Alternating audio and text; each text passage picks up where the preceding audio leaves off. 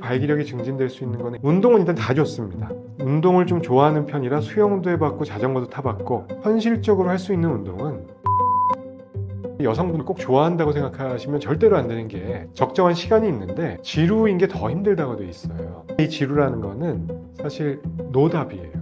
답이 없어요. 이 음경 길이를 늘릴 수 있는 방법, 어떤 기구나 이런 걸 이용해서 그런 질문도 주시는데요. 안녕하세요. 저는 비뇨의학과 의사 장진석입니다. 닥터곰의 비뇨의학이라고 하는 유튜브 채널을 통해서 시청자 여러분들과 소통을 하고 있고요. 비뇨의학과 전문의이 된 지 한 15년, 그리고 잠실에서 한 군데에서 개원을 해서 많은 환자분들을 뵙고 있습니다. 주로 보는 질환은 남성 수술, 남성 갱년기 치료 이런 것도 하지만, 보통은 질환 때문에 오시는 분들이 사실 더 많기는 합니다.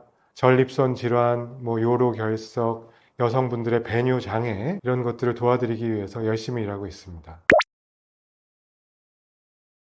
정말 많은 이유가 있겠죠. 근데 너무 뻔한 얘기 드리는 것보다는 현장에서 느꼈을 때 한 90%는 심리적인 요인이라고 생각을 합니다. 파트너와 집중을 하지 못하거나, 진정한 즐거움, 흥분 이런 거를 못 느끼거나, 경험이 좀 부족해서, 파트너가 바뀌었을 때 긴장해서, 이런 경우에 발기력이 풀려버리는 분들이 사실은 제일 흔할 것 같습니다. 요즘 젊은 분들 발기부전으로 오시는 분들이 점점 늘어나고 있거든요.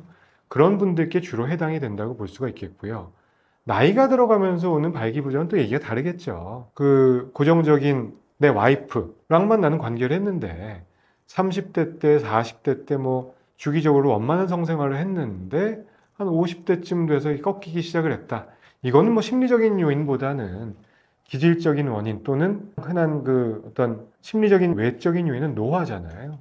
그래서 시민성 발기부전이 있는가 하면은, 원인이 있는 발기부전 중에는 에이징, 노화가 있고, 질환 중에는 우리가 성인병이라고 하죠. 비만도가 높아지고 고지혈증 이런 질병들이 있는 분들, 그리고 나이가 들어감에 따라서 남성 호르몬 수치가 떨어지는 갱년기가 도래했을 때도 당연히 원인이 될 거고요. 그 외에 또 생각할 수 있는 거는 심장병이 있거나 뇌나 척추 질환, 신경계통의 질환이 있을 때 우리가 발기를 주관하는 또 신경이 있거든요. 거기에 손상이 있을 때도 발기력이 떨어질 수가 있겠습니다.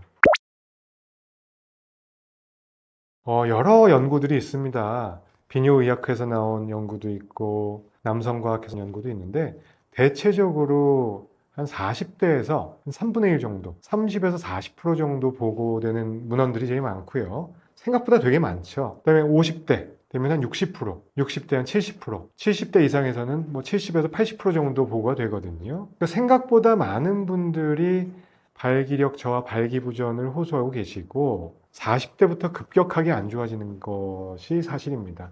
근데 그와 별도로 20대 발기부전 환자분들도 요즘은 상당히 많이 병원에 내원하시는 것 같습니다. 체감상 상당히 많이 올라가고 있어요.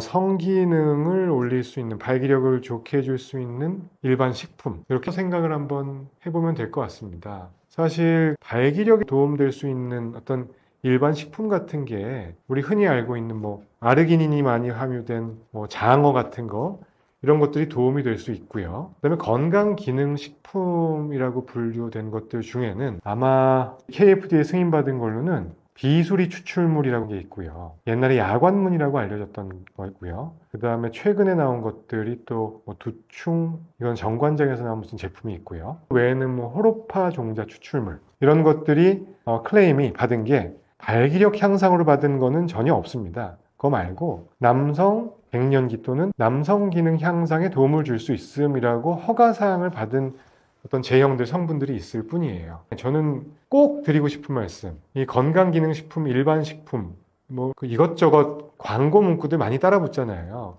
유튜브 광고도 붙고 그런 것들 보면은 광고 문구는 되게 자극적입니다.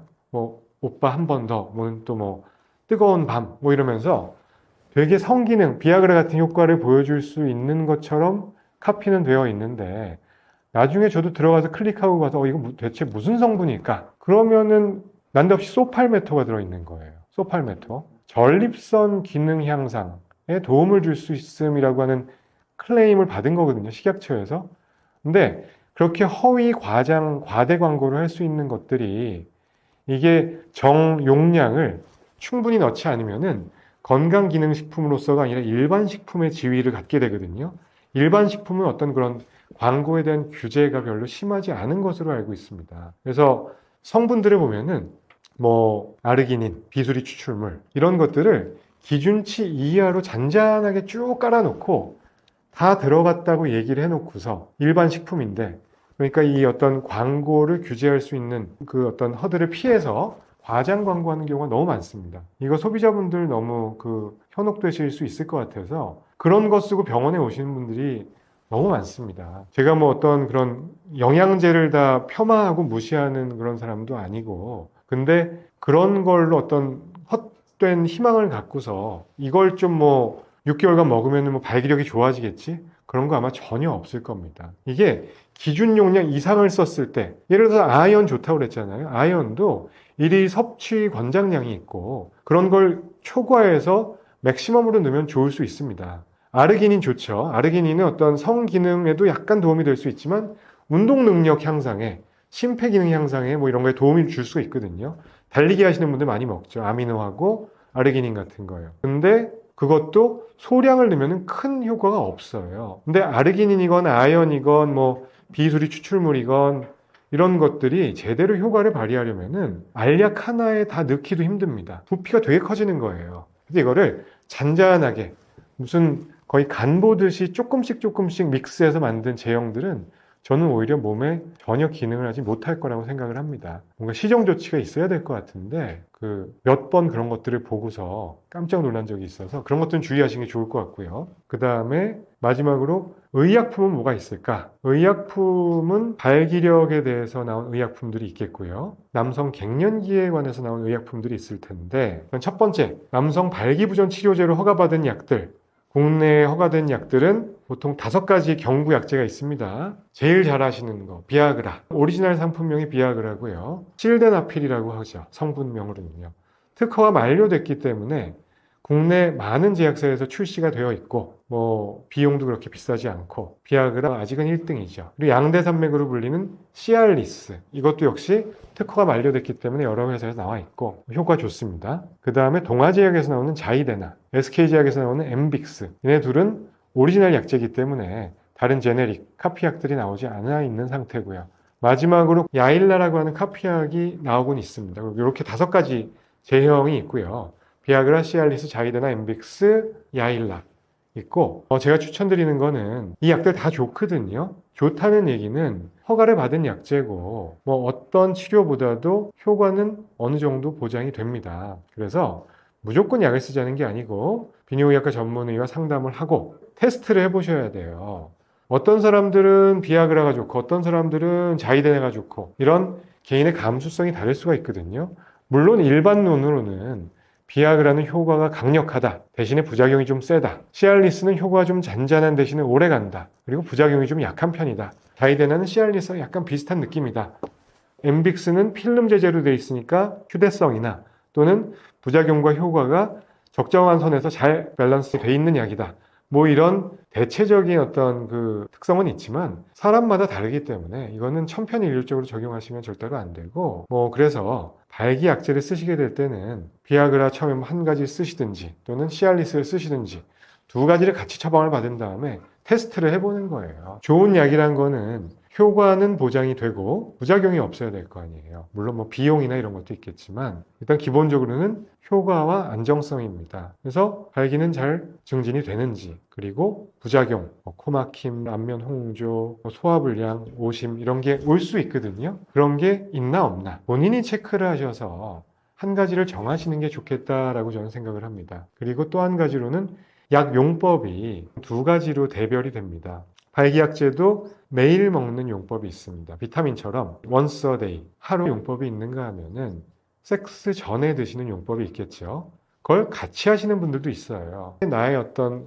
섹스 라이프 패턴, 관계가 뭐 예정된 일주일에 한 번씩 무슨 요일을 정해놓고 하시는 분도 물론 있을 수 있고, 예정치 않게 관계를 하게 되는 분들도 있을 수 있거든요. 그러니까 어떤 내 스타일에 맞춰서 매일 먹는 약도 좋고, 물론 효과, 부작용 따져보고 하시면 좋겠습니다. 정리하면은 약의 종류를 정해야 되고요. 두 번째는 약의 용법, 방법을 어떻게 할 것인지 고민해서 사용해 보시면 좋을 것 같습니다. 그리고 한 가지 덧붙여서 말씀드릴 거는 요새 이 약제들이 약 가격이 특히 비아그라 시알리스 같은 경우에는 특허가 만료된 이후에는 여러 제약회사에서 경쟁적으로 출시를 하다 보니까 약가 인하가 많이 됐어요. 그래서 지금 비아그라 시알리스라고 제가 편의상 말씀드리는 거는 상품명이니까 실데나필, 타다라필 제제라고 얘기하는 게 사실은 맞겠죠. 근데 편의상 많은 분들이 이렇게 알고 계실 거기 때문에 말씀을 드리는 거고, 어느 약을 쓰셔도 상관은 없습니다.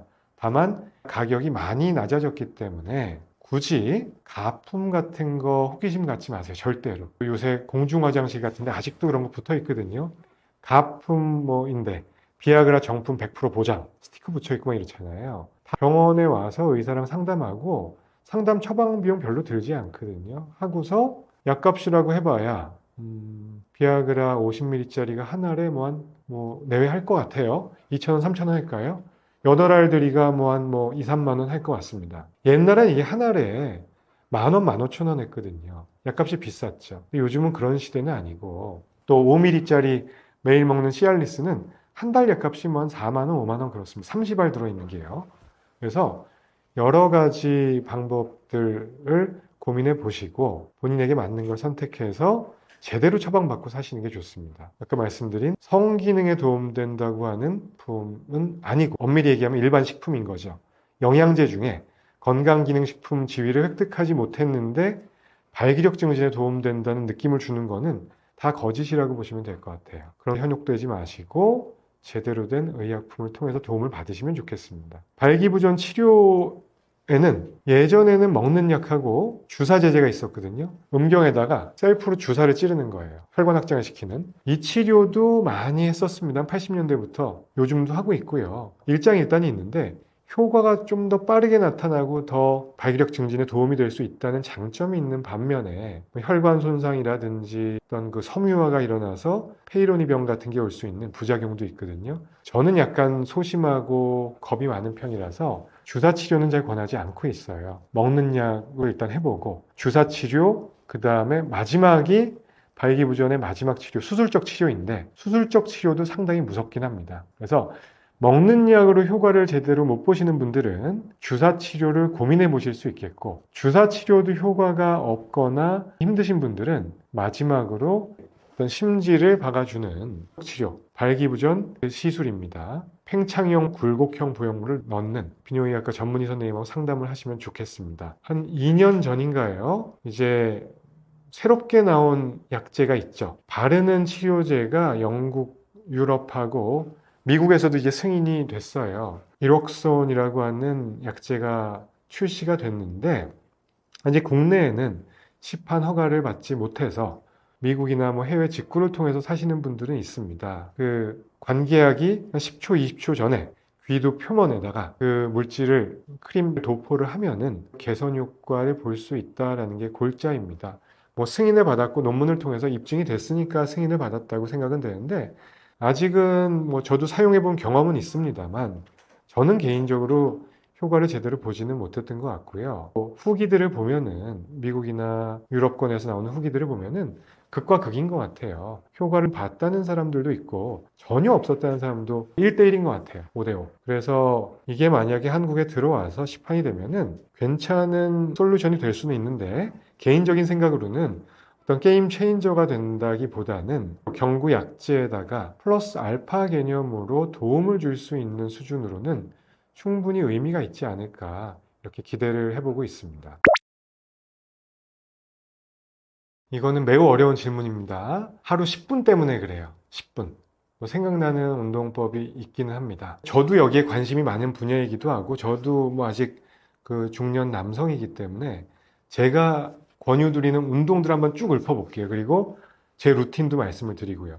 그리고 마지막으로 10분짜리가 있다면은 그 중에서 뭘 하겠다라고 설명을 드리는 게 차라리 좀 전달이 될 것 같습니다. 모든 운동은 다 좋죠. 약물 치료 없이, 수술 없이 발기력이 증진되는 거, 무슨 고추 잡았다 늘렸다, 내 노력 없이 뭐 이런 것도 저도 사서 써본 적이 있어요. 잘 때 귀두에다가 링으로 된 걸 걸어놓고 조금 스트레칭 해주는 이런 느낌으로 길이를 늘려준다, 음경 크기와 뭐 발기력 증진에 좋다고 막 써있길래 사실 저는 그걸 믿지 않고 산 거죠. 이거 말도 안 되는 얘기다.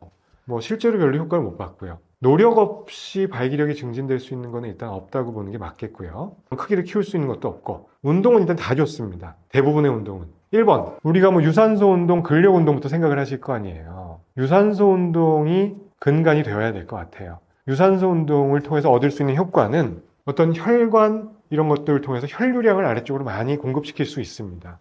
아랫도리 쪽뿐만 아니고 뇌로 가는 혈관도 좋아질 거고 눈으로 가는 혈관도 좋아지고 팔, 다리, 말단 부위로 가는 혈관 다 좋아지는 거죠. 유산소 운동이 기본이 돼야 되는데 운동을 좀 좋아하는 편이라 수영도 해봤고 자전거도 타봤고 현실적으로 할 수 있는 운동은 뛰기랑 걷기, 그것도 힘들면 걷기, 걷고 뛰고 하는 거는 매일매일 합니다. 뛰는 거 너무 좋을 것 같고요. 유산소 운동과 근력 운동 같이 되고 심폐력 뭐 다 향상되고요. 근데 최소한 30분 이상은 뛰어야 될 것 같아요. 5분 뛰고 10분 뛰고 그 정도가 아니고 걷고 뛰고 하는 거를 저는 매일 하거든요. 매일 점심시간에 합니다. 뛰는 거는 새벽에 하고요. 제 루틴은 보통 6시에 기상을 해서 집에서 그냥 씻지 않고 동네 한 바퀴를 고수부지를 뜁니다. 한 50분 정도 뜁니다. 그러면 대략 10km는 좀 안 되거든요. 한 7, 8km 뛰고 좀 컨디션이 안 좋거나 날씨가 안 좋거나 이때는 트레드밀이건 근력 운동을 합니다. 뭔가 아침 7시부터 8시까지는 저는 운동을 하는 시간이에요. 그리고 출근을 하거든요. 깨끗하게 씻고 뭐 찬물 샤워 같은 거 좋아하기 때문에 찬물 샤워하고 출근을 하고요. 그 다음에 저는 점심시간에 무조건 운동을 합니다. 집에서 도시락을 싸들고 다니는 편이거든요. 환자분 없을 때 좀 일찍 까먹고 점심시간이 1시간밖에 안 되기 때문에 점심시간 시작하자마자 그냥 걸으러 나갑니다. 그러면은 저희 병원 근처에 석촌호수가 있어요. 동호부터 서울을 이렇게 한 바퀴 돌면은 한 2km, 3km 될 거예요. 속보로 걷는 거예요. 걷는 게 얼마나 운동이 되겠냐.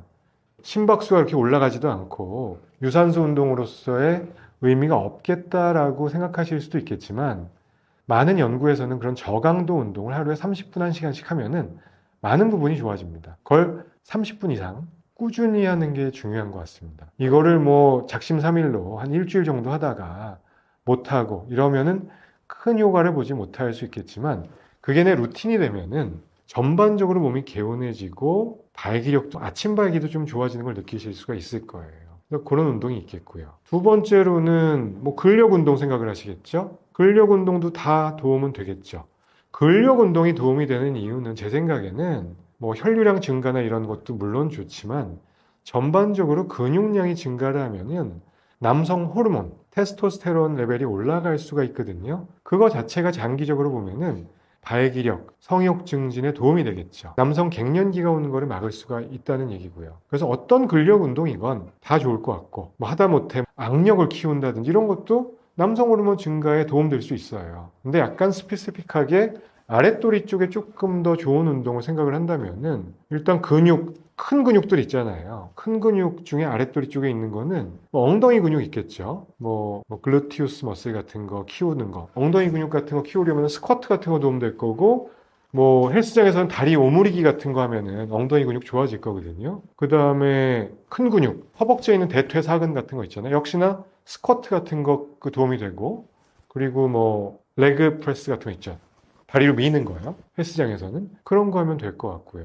만약에 비가 왔다, 눈이 왔다, 또는 밖에 나가지 못할 정도로 환자분들이 좀 밀려서 늦게 끝났다. 이러면 시간이 얼마 안 남잖아요. 그러면은 실내에서 진료실 안에서 할 수 있는 것들을 뭐 찾아서 하는 거죠. 주로 뭐 실내에서 할 수 있는 근력 운동, 그 다음에 발끝으로 뒤꿈치를 올렸다 내렸다, 올렸다 내렸다 하면은 종아리에 있는 근육에 힘이 들어가거든요. 가자믹은 뭐 솔레우스 머슬이라고 하는데 그것도 꽤 큰 근육이에요. 그러니까 그거는 뭐 큰 공간을 차지하는 것도 아니고 다리 운동을 이제 일단 좀 하는 거죠. 그리고 뭐 고무 밴드 같은 거 있잖아요. 탄력 밴드 같은 거. 그런 거 하나 사놓으시면은 다리 운동 같은 거 할 때, 팔 운동할 때도 발로 붙잡고서 이렇게 팔을 올리는 운동을 한다든지 이런 것들도 근력 강화에는 도움이 될 수 있습니다. 그리고 더 심플하게 뭐 일어설 시간이나 뭐 그렇게 고무밴드도 없다 그러면 당연히 강조하는 거는 케겔 운동이겠죠. 케겔 운동은 산부인과에서 당연히 중요한 운동이고 어떤 제약을 가하지 않고 편하게 할 수 있는 운동인데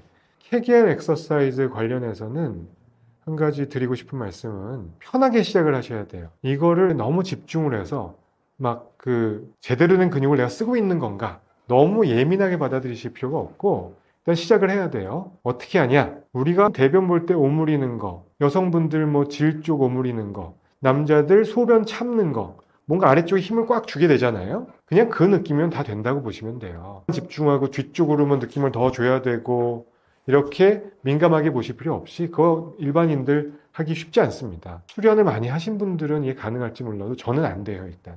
그리고 시도 때도 없이 하시는 게 또 중요할 것 같아요. 그래서 오므리는 거를 한 3에서 5초 잡고 있다가 피는 거 한 3에서 5초.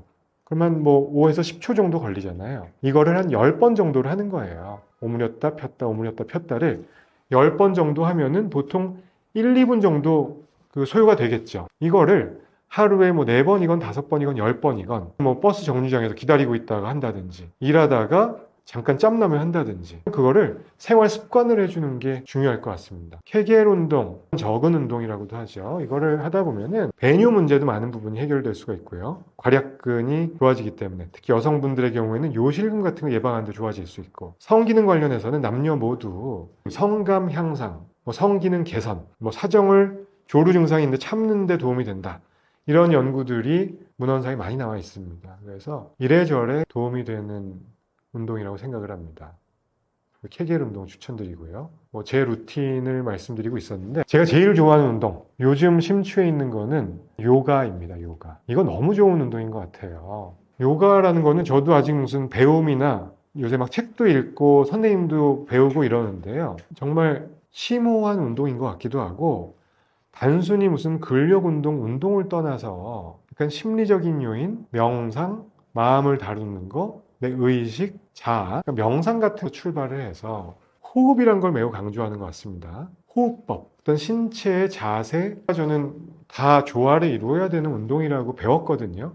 저도 뭐 한 6개월 정도밖에 안 됐기 때문에 잘하는 건 아닙니다. 하타, 요가, 철학 이런 거 보면서 저도 책 읽고 선생님한테 배우고 있거든요. 그래서 이것도 저희 병원 지하에 배우는 곳이 있어서 이거는 퇴근 후에 단체 요가 같은 걸 하면은 엄청 힘들어요. 땀도 많이 나고 근력 운동 같은 것도 엄청 됩니다. 호흡을 하면서 무슨 뭐 플랭크 자세, 뭐 다운독 자세, 여러 난이도 높은 자세들 하다 보면은 저는 되게 뻣뻣한 몸이 타고난 편이라서 어렸을 때부터요. 좀 개선이 되는 것 같고 또 마음도 편해지고 그리고 좀 전에 말씀드린 케겔 운동에 대한 게 요가의 각종 동작에는 기본적으로 다 들어있는 것 같아요. 호흡을 뭐 내쉬고 할 때 뭐 아랫배에 힘을 주고 코어 근육 운동이죠. 힘을 주면서 엉덩이를 조이고 뭐 이 과정이 그냥 그 자체가 케겔 운동의 확장판이라고 저는 생각을 하기 때문에 이거 여러모로 좋을 것 같아요. 그래서 뭐 제가 요가 전도사는 아니지만 제가 체험해보고 요새 제일 괜찮다는 요가 운동이 요가인 것 같고요. 뭐 그 외에도 필라테스나 또 뭐 이런 것들을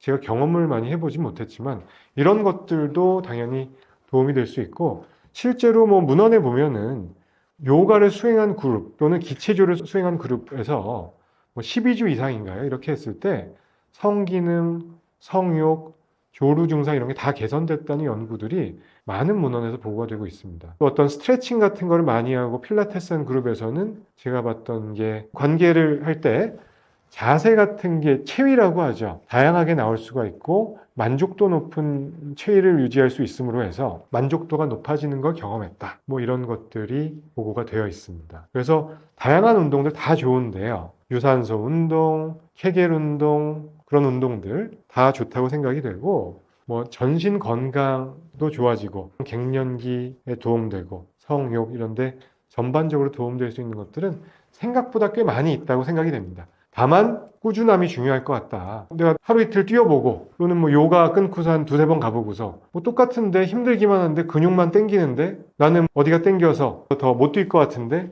그러니까 무리한 운동을 하자는 게 아니고 서서히 꾸준하게 내 몸에 맞는 운동을 하시는 게 그게 맞습니다.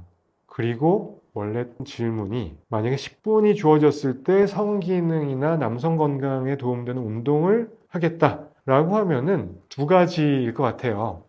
사무실이나 생활하는 공간이 제약이 있는 좁은 공간에 살려면은 맨몸 근력 운동 그리고 케겔 운동 같이, 근력 운동이라면은 하체나 근육 같은 걸 강화시킬 수 있는 같이 일 수 있거든요. 대퇴사두근하고 둔근하고 같이 좋아질 수가 있을 거고, 다리 벌리기나 이런 걸 하는데 밴드 같은 거, 고무 밴드 같은 거 있으면 되게 좋을 것 같아요. 고무 밴드 활용법이 되게 많거든요. 근데 이게 저항 운동인데 무슨 헬스장에서 역기라든지 그런 게 없지만 비슷하게 낼 수 있기 때문에 뭐 양쪽 무릎 사이에 밴드를 걸어 놓고서 다리를 저항을 준 상태에서 양쪽으로 벌리기를 하는 거예요. 그러면 엉덩이 근육에 힘이 많이 들어갑니다. 골반 저근에도 도움이 되고요. 엉덩이 근육 도움이 될 것 같고. 그리고 그렇게 할 시간조차 없다면은 케겔 운동 같은 걸 10분 동안 하면 도움이 될 것 같습니다. 이게 사무실이나 내 자리에서 할 수 있는 운동이라고 생각이 되고, 두 번째는 10분 동안 내가 집에서 할 수 있는 운동. 요가 할 것 같아요, 요가. 요가를 하려면은 뭐 매트가 있어야 될 수 있고, 바닥에 손을 대야 될 수 있고, 다리 지지가 돼야 되니까 뭔가 신발을 신지 않는 공간에서 팔과 다리, 매트, 고정되는 어떤 그 환경이 조성이 되어 있어야 될 것 같거든요. 그 상태에서 요가의 어떤 동작들을, 뭐 빈야사 동작이라든지 기본적인 수련법들이 있습니다. 뭐 그런 것들을 뭐 책을 보고 하셔도 되고 배우신 다음에 하셔도 상당히 도움이 될 것 같습니다. 매일 10분을 하고 대신에 꾸준히 해야 되겠죠. 10분이라면은 운동량이 뭐 1시간보다는 당연히 적을 거기 때문에 대신에 꾸준함으로 승부를 해야 됩니다. 수술이나 다른 뭐 치료 없이 음경 길이를 늘릴 수 있는 방법, 어떤 기구나 이런 걸 이용해서 그런 질문도 주시는데요. 전혀 없을 것 같습니다, 저는. 저도 그런 기구를 하나 구매를 한 적이 있어요. 광고에 뭐 혹해서라기보다 이게 의미가 있겠어? 뭐 하고서 뭐 제 직업병상 뭐 어떤 섹스 토이 같은 거 파는 일본풍의 그런 가게들 뭐 가로수길에도 있고 그러거든요. 구경 가곤 하는데 다양한 제품들이 있는데, 그럼 저는 그래도 의사니까 이쪽에는 전문가라고 봐야죠. 그러니까 뭐 문헌을 찾게 되잖아요. 뭐 특허증 같은 거 하나 갖고서 이거를 믿을 수는 없는 거고요. 특허를 심사하는 사람도 믿을 수가 없고요, 저는. 이게 대규모 연구가 있는가? 만약에 그런 게 있었다면 대박이 났겠죠. 그런 것들은 다 효과 없음으로 판단된 것들이 대부분이었고요. 그러니까 그 귀두에다 어떤 링가처럼 여기 잡아서 쭉 늘리고 자는 동안에 늘려준다. 깨면은 풀러라 뭐 이런 제품도 있었고요. 슈처럼 달아서 뭐 하는 제품도 본 것 같은데 개인적으로는 효과가 전혀 없을 거라고 생각을 합니다. 그런 걸 했을 때 문제되는 사항들이 있을 수 있죠. 물리적으로 무리해서 늘리거나 아니면은 뭔가 너무 오랜 기간 압박이 되고 있었다든지 하면 어떻게 될 수 있을까요? 손상이 올 수 있어요. 손상이 오면 염증이 올 수 있겠죠. 염증이라는 거는 세균 감염, 바이러스 감염도 있지만 어떤 물리적인 요인, 예를 들어 내가 여기 얼굴 맞았어요. 멍이 들고 붓잖아요. 이것도 염증 반응이에요. 외부에 대항하는 내 몸의 반응이 염증의 어떤 정의라고 보면 되거든요. 근데 억지로 이거를 막 늘리거나 조이거나 했다고 치면은 진자처럼 간단하게 뭐 1분, 2분 했을 때는 문제가 없을 수도 있지만 만약에 손상이 생기면 어떻게 하겠어요? 염증이 생기면. 그럼 그 이후에 뭐 섬유화라고 하는 조직의 변화가 생길 수 있고, 괴사라는 거는 썩는 거죠. 혈관에 손상이 와서 피가 잘 안 통할 수도 있죠. 그리고 뭐 혈관에 손상이 돼서 피가 잘 안 통하면은 발기가 안 될 수도 있죠. 해면체에 혈류가 필링되는 게 닫혀버린다면은 기능적인 문제가 올 수도 있죠. 또는 아까 섬유화가 이제 고착화되면은 어떤 결절 같은 게 생기면서 음경 만곡증, 휠 수가 있어요. 그러니까 명확하지 않거나 없을 것 같고 예상되는 딱 생각해봐도 되게 많거든요. 그러면 당연히 권하면 안 되는 거 아닐까 싶습니다. 제가 샀던 기구는 한 며칠 했던 것 같아요. 그게 한 뭐 10년 전쯤 했나요? 개원 초 때쯤 샀던 것 같으니까. 근데 뭐다 갖다 버렸죠. 피부 자극 같은 게 있고 저는 아팠어요. 효과는 뭐 전혀 못 받고. 뭐 이것도 그 아까 제가 그 운동을 꾸준히 해야 된다라고 얘기했던 것처럼 이것도 뭐 꾸준히 뭐 6개월, 1년을 하면 어떨지는 모르겠지만 그렇게 롱텀하게 추적 관찰을 하는 분들이 있을 것 같지도 않고요. 저는 이거에 대해서는 되게 회의적입니다.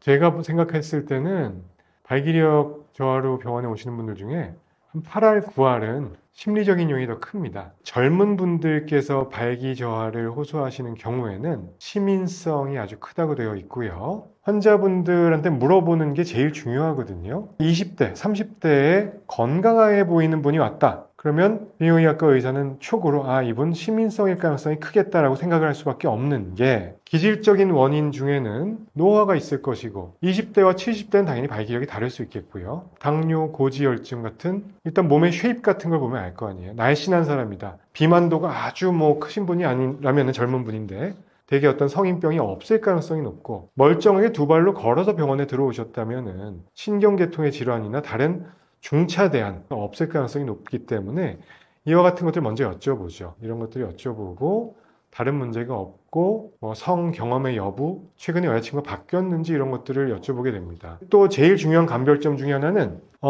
나 혼자 할 때는, 스스로 위로할 때는 잘 된다고 하는 분들 많아요. 내 손으로 할 때 내가 좋아하는 야동을 보면서 내가 좋아하는 취향이 다 있을 거 아니에요. 각자 취향에 맞는 AV를 보면서 위로할 때는 잘 되는데, 처음 사귀는 여자친구일 때 또는 오랜만에 여자친구랑 관계를 하게 되는데 이랬을 때 잘 안 된다고 하는 분들이 있단 말이죠. 혼자서는 잘 되고 아침에도 발기가 될 때가 있는데요. 그럴 때는 거의 심민성, 심리적인 요인이 크다고 생각을 하게 되는 거죠. 그럴 때는 약을 먼저 좀 쓰면서 최대한 집중을 해보고 교감을 해보려고 하고 그런 것들에 노력을 해주셔야 된다 얘기를 합니다. 일례로 얼마 전에 일본 AV 배우 중에 심익현 TV 하는 심익현 씨가 있거든요.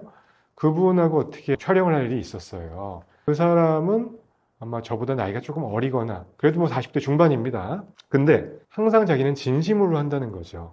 물론 결혼도 한 사람이고, 근데 일을 할 때는 항상 파트너의 교감이 1번이다. 본인은 그 고추 크기가 아주 커서 유명해지고 커서 성공한 스타일이 아니고 상대방과의 교감, 그런 걸로 흥분을 잘 느끼고 그런 걸 끌어낼 줄 알고, 이런 데서 자기는 어떤 성공 포인트가 있었다고 얘기를 하더라고요. 해준 포인트 팁이 파트너와 관계를 할 때 애무를 충분히 갖고 하고 손을 꼭 잡고 관계할 때가 많고 서로의 눈을 바라보면서 서로의 호흡을 맞춰가면서 관계를 하면은 자기는 더 잘 되더라.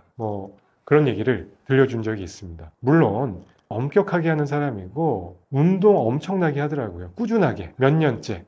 그분은 어떻게 보면은 이런 표현이 있는지 모르겠지만 프로섹서라고 보면 되는데, 자기 관리는 충분히 하고 상대와의 교감을 중요시하니까 잘 할 수밖에 없겠죠. 그래서 이런 것들은 어떻게 보면은 우리 일반인들도, 발기력이 잘 안 되는 분들도 좀 본받을 필요는 있다고 생각을 합니다. 내 여자친구, 내 집에서 가정생활을 할 때도 최대한 교감을 하면서 흥분을 좀 끌어올리려고 노력하는 게 매우 중요합니다. 그리고 어떤 발기력 유지를 위해서는 꾸준히 운동하고 이런 것도 물론 중요하지만 아주 중요한 것들 몇 가지가 있죠. 본인 건강 관리를 하는 거죠. 꾸준한 운동이 중요한 제일 첫 번째 이유는 비만이 생기지 않게 하고 어떤 성인병, 고지혈증, 혈압, 당뇨 이렇게 일련으로 쭉 진행되는 스펙트럼이 있잖아요.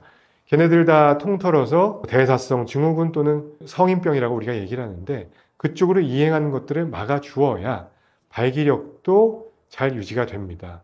발기력이라고 하는 거는 어떤 본인의 건강 상태의 지표가 되기도 해요. 발기력이 떨어진다고 갑자기 나타나시는 분들은 꼭 건강검진을 받아야 되는 것도 맞습니다. 다른 내과적인 질환이 동반되어 있을 수도 있습니다. 그래서 건강관리를 잘 하는 게 아주 중요하고요. 꾸준한 운동을 병행하면서요. 제일 안 좋은 거 흡연 있죠. 담배 아주 안 좋고요. 수면 부족, 생활 패턴이 되게 불규칙하다, 들쭉날쭉한 생활 패턴, 과도한 스트레스, 이런 것들이 발기력을 떨어뜨리는 주범입니다. 물론 그런 것들을 고치기가 다 쉬운 건 아니지만 알고 노력을 하실수록 발기력 유지, 건강한 발기 성생활을 노년기까지 유지하는데 도움이 될 것으로 생각이 됩니다. 지루, 사전지연증 비슷한 얘기인데요. 조루와 대별되는 개념이죠. 지루일 때는 생각을 해봐야 됩니다. 사정을 못 하는데 발기가 꺾여서 사정에 못 이루는 거는 발기부전에 해당합니다. 발기력이 잘 유지가 되는데 나는 마무리가 안 돼. 파트너와 30분, 40분을 관계를 했는데 뭔가 마무리가 있어야 좀 쉬기도 하고 사정에서 오는 쾌감도 있고 상대방과의 교감과 희열도 있고, 그 다음에 분들 2차 관계가 또 있을 수 있고 하겠지만 이게 계속 피스톤 운동을 하는데 죽지는 않고 안 되면 그거는 서로 다 힘들거든요. 여성분들이 이걸 꼭 좋아한다고 생각하시면 절대로 안 되는 게 적정한 시간이 있는데 지루인 게 더 힘들다고 돼 있어요. 이 지루라는 거는 사실 노답이에요. 답이 없어요. 병원에 오셔도 상담을 이렇게 희망적인 말씀을 좀 드려야 되는데 답이 없다. 뭐 외에는 내가 마인드 컨트롤을 하고 상대방한테 올인해서 마음을 열고 서로 극치감을 느낄 수 있게 말로 푸는 수밖에 없어요. 교감을 해야 된다고요. 시미케님이 얘기했던 손을 잡고 눈을 보고 호흡을 맞추고 그리고도 안 되면은 뭔가 수단 방법을 가리지 않는 거예요. 뭐 기구를 쓰셔도 돼요. 아니면 내가 좋아하는 야동을 틀어놓고 해도 되고 뭐 변태가 아니고 두 분, 여성분과 남자분이 합의만 본다면은 두 분의 뭐 만족스러운 성생활을 위해서 할 수 있는 건 다 하시면 돼요. 근데 이게 만약에 막 너무 힘은 드는데 20분, 30분 동안 하다가 지치고 치감이라는 걸 못 느끼고 빠이빠이 하는 것보다는 그렇게 해서라도 해결책을 찾는 게 좀 중요하다고 생각을 합니다. 노답이라고 얘기한 거는 이런 방법, 어떻게 보면은 좀 의사로서 무책임한 답변일 수도 있는데요. 뭐 그럴 수밖에 없는 게 심리적인 요인이 매우 크고요. 내가 좋아하는 야동, 이 포인트에서는 잘 되는데 내 파트너와는 못 이룬다는 거는 내 경험, 심리적인 요인이 많이 결부가 돼 있는 거거든요.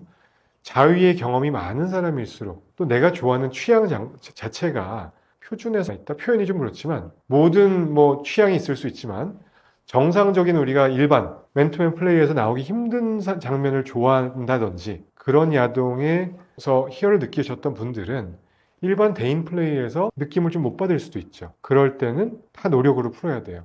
야동을 좀 줄이고 야동을 보더라도 어떻게 보면 좀 과격하거나 익스트림한 것보다는 그냥 좀 온순한 그리고 자위 횟수를 확 줄이고 1, 2주에 한 번씩 좀 더 몰입해보고 이런 노력이 필요하지 않을까 생각이 됩니다. 참고로 허가된 약이 없습니다. 예전에 약이 있었는데 그게 자율신경계통에 너무 부작용을 심하게 일으킬 수 있기 때문에 요즘은 사용되지 않는 사장된 약이고요. 발기력 같은 것과 동반해서 문제가 좀 있다면은 뭐 시알리스 같은 5ml짜리 약을 쭉 쓰시면서 좀 보는 거 정도는 이거는 어디까지나 발기부전 목적으로 치료받은 승인을 받은 약이긴 하기 때문에 정확한 내용은 주치의 선생님, 비뇨의학과에서 상담 후에 말씀을 듣고 약을 쓰시면 좋을 것 같습니다. 그거에 또 맞춰주는 파트너를 만나게 되면은 너무 잘 될 수도 있어요. 나랑 포인트가 맞는. 그 상담하다 보면 진짜 여러분들 많아요. 성적인 취향이 뭐 SM을 좋아한다. 세디즘 같은 걸 좋아한다. 그런 분들 실제로 있어요. 뭐 패티시 같은 걸 좋아한다.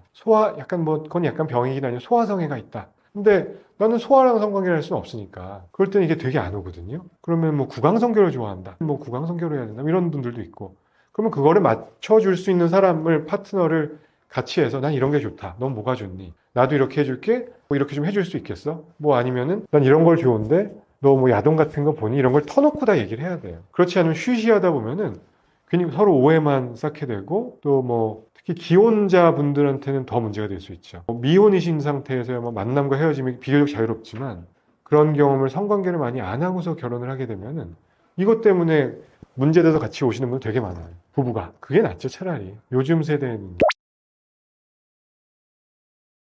매독. 매독은 참 오래된 성병입니다. 매독하고 임질은 성병이라고 하는 질병의 역사하고 거의 괴를 같이 한다 보면 됩니다. 한때 거의 박멸 수준까지 그 유병률이 떨어졌다가 매독의 시대는 끝났다 이랬다가 최근 들어서 다시 막 사회적으로 문제가 대두되고 있고 이슈화 되고 있는데요. 일단 매독의 대략적인 역사를 생각해 보면은 콜럼버스가 미국 신대륙을 발견했을 때, 뭐 1492년이죠. 15세기 말쯤에 그 시점쯤에 유럽에서 대유행을 했다고 해요. 유럽에서. 그러니까 사람들은 이게 뭐 신대륙에서 넘어온 병이다, 뭐 아니면 또 유럽에 원래 있었던 게 창궐을 했다, 뭐 의견은 분분한데 정확히 알 수는 없겠지만 아무튼 15세기 말 16세기쯤에 대유행의 시기를 겪게 되고 이로 인해서 사망까지 이르는 아주 사회적인 이슈가 됐던 병이죠. 그래서 이때 16세기 초에 치료법이 없으니까 문헌에도 나와 있는데 수은으로 치료를 했다고 해요. 수은. 우리가 아는 중금속, 수은. 영어로는 머큐리라고 하죠. 머큐리 테라피라고 하는데 이거를 뭐 흡입도 시키고 주사도 하고 경구약으로도 주고 그랬는데 수은이 중금속이고 독성이 되게 심하거든요. 뭐 카드뮴, 비소, 뭐 수은 우리 막 별로 안 좋다고 요즘은 알고 있잖아요. 그러니까 매독이 너무너무 그 독하고 많은 사회적 문제를 만들고 사망에까지 이르니까 여러 가지 이제 실험적인 방법을 하다가 수은 치료를 했더니 이게 수은 독성이 어마무시한 거죠. 치료 효과가 일부에선 있었지만 수은 중독으로 인해서 뭐 머리가 나빠지고 잇몸이 상하고 이빨이 빠져버릴 수 있고 그러다 어떤 조혈세포의 기능도 문제가 될 수 있고 암 유발할 수 있고 이래서 사망에 이르는 확률이 또 높았대요. 수은 치료 때문에. 그래서 문헌에 보니까 A Night in the Arms of Venus. 그러니까 비너스가 금성이라는 뜻도 있고요. 뭐 미의 여신이기도 하고 우리가 성병을 얘기할 때 venereal disease, 비너스로부터 어원이 온 거거든요. 그러니까 하룻밤, 비너스와의 하룻밤이 lead to a lifetime on Mercury. 그러니까 어디로 이끄냐? 머큐리가 수성이기도 하고 수은이기도 하거든요.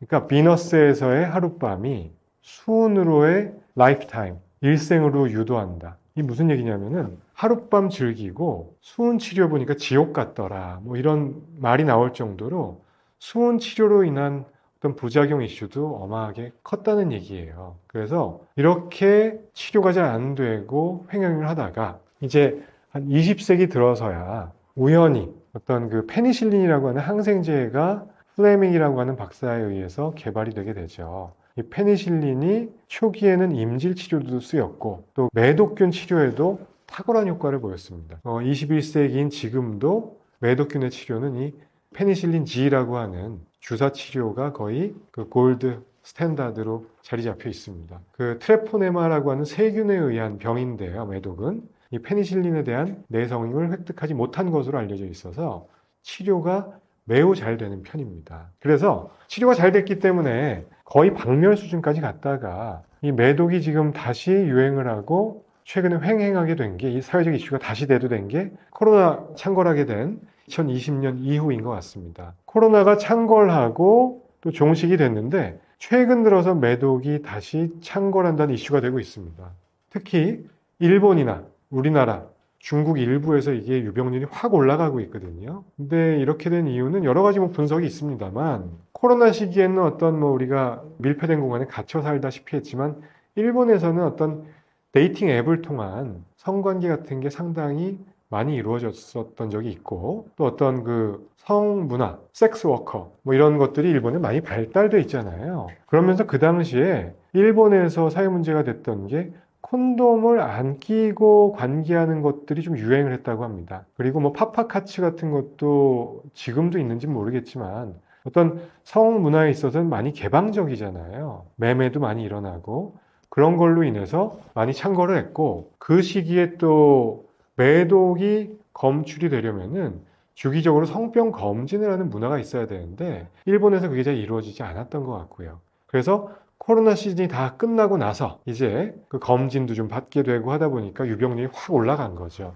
그리고 우리나라에서 창궐한 이유는 뭐 일본 여행이 급증했다 뭐 이런 분석도 물론 있지만 일단 우리나라도 일본과 마찬가지로 데이팅 앱 같은 걸 통해서 성생활이 많이 자유로워졌다 이런 이슈 한 가지 있겠고요. 그리고 또 한 가지는 일본에서 창궐을 하니까 우리나라에서도 우리나라는 비교적 의료가 잘 발달돼 있으니까 비뇨의학 쪽도 성병 감시 체계가 잘 작동을 하고 있거든요. 이게 창궐을 할까봐 법정 감염병을 3등급으로 격상을 시킨 거예요. 더 타이트하게 조사를 하게 된 거죠. 그래서 조사를 많이 하다 보니까 표본 체계가 바뀌니까 뭔가 진단율이 높아진 것도 있습니다. 그래서 진단 방법, 감시 체계 변경에 따른 유병률이 증가된 것으로 표현되는 통계적인 어떤 차이가 있을 수 있다는 것도 의미가 있는 거고요. 그래서 앞으로는 매독이 꽤 유병률이 높은 것으로 되어 있는데 제일 중요한 거는 주기적인 성병 검진이라고 생각을 합니다.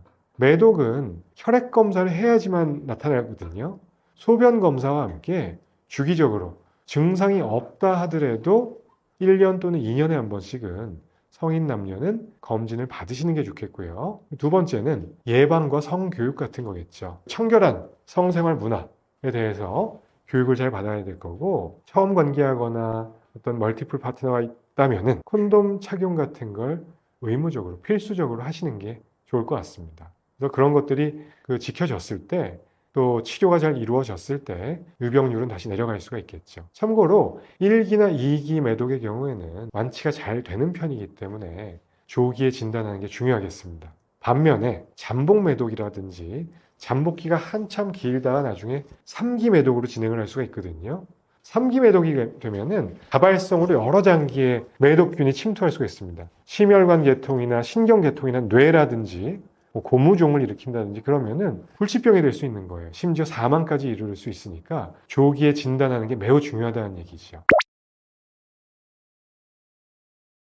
매독의 증상은 몇 가지 특이적인 게 있습니다. 첫 번째, 일기 매독. 성관계하고 나서 비교적 단기간 만에 나타나는 증상이고 궤양 같은 게 생깁니다. 궤양이라고 하면은 움푹 파인 병변이 주로 잘 생기는 위치가 생식기 주변, 남자의 경우 음경, 음부, 항문 쪽, 요 동네에 잘 생기고 여성의 경우에는 역시나 음부, 질, 자궁, 경부, 그쪽에 항문까지 해서 잘 생기게 되고 약간 취약한 점막 장기들이 점막 위치가 있거든요. 그게 이 생식기 쪽에 어떤 점막 쪽하고 구강 점막에도 잘 생깁니다. 그래서 매독균은 일반적으로 스킨 투 스킨 접촉으로 닿으면 넘어가거든요. 닿으면이라는 거는 한쪽이 원래 병변이 있었고 궤양이 있었다. 근데 섹스를 통해서 취약한 점막에 전달이 되면은 또는 상처가 있는 그 아주 깨끗하고 인택트한 점막이 아니라 좀 취약한 점막 또는 취약한 피부에 전달이 됐을 때 침투해서 넘어가는 겁니다. 그렇게 됐을 때 일기 매독의 증상은 궤양을 일으키게 되고요. 그리고 시간이 좀 경과하면은 2기로 진단이 되면은 전신의 발진, 매독진이라고 하죠. 손바닥, 발바닥 이런데 울긋불긋한 병변 같은 게 생길 수가 있습니다. 그리고 이때는 뭐 전신 증상 같은 게 나타날 수 있어서 특정 부위의 림프절 같은 데가 좀 붓거나 열감도 좀 있고 피로감 뭐 이런 게 갑자기 나타날 수 있습니다. 어찌됐건 성기 쪽에 궤양이 있거나 온몸에 갑자기 무슨 뭐 발진, 손발바닥 이런 데 특히 뭐가 온다면은 빨리 비뇨기과 가서 검사를 하셔야 돼요. 조기에 진단을 해야 큰 화를 면할 수가 있습니다. 잠복 기간 동에는 증상이 없고 그래서 간혹 가다가 잠복 기간 중에 우연히 건강검진하다가 발견되시는 분들도 있어요. 1년 이내에 발견되는 경우를 뭐 조기 잠복 매독, 1년 이후에 발견되는 경우를 후기 잠복 매독이라고 얘기를 하고요. 우리가 편의상. 그리고 나중에 3기 매독으로까지 번지게 되면은 신경 매독이라고 보통 저희는 부르는데 신경계통의 장기나 심혈관 장기까지 침범을 하게 되면 나중에 치료가 매우 어려워질 수 있고 또 사망에까지 이르게 될 수 있는 그런 특징을 갖고 있는 게 매독의 증상이라고 생각하시면 됩니다. 성병과 성병 검진의 시기에 대해서 생각을 해보면 만약에 어떤 의심되는 성관계가 있었다. 증상은 없는데 그런 경우가 있었다면 관계하고 한 수일 지나서 여성분들은 주로 산부인과, 남성분들은 비뇨기과에 오시면 됩니다. 이때 할 수 있는 검사는 남성의 경우 소변 검사면 충분하다고 생각합니다. 충분하다는 얘기는 모든 병을 다 캐치할 수 있는 게 아니고 며칠 전에 그 관계에 대한 감염 여부를 다 할 수 있는 건 아니고 의미 있는 검사가 소변 검사라는 얘기입니다. 달리 얘기하면은 소변으로 알 수 있는 성병 부류가 있고 혈액으로 알 수 있는 부류가 있습니다.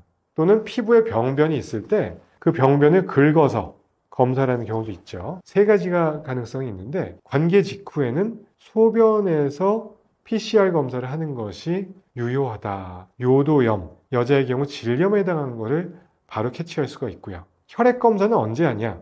만약에 증상이 없다면 12주 정도 지나서 보는 게 제일 정확합니다.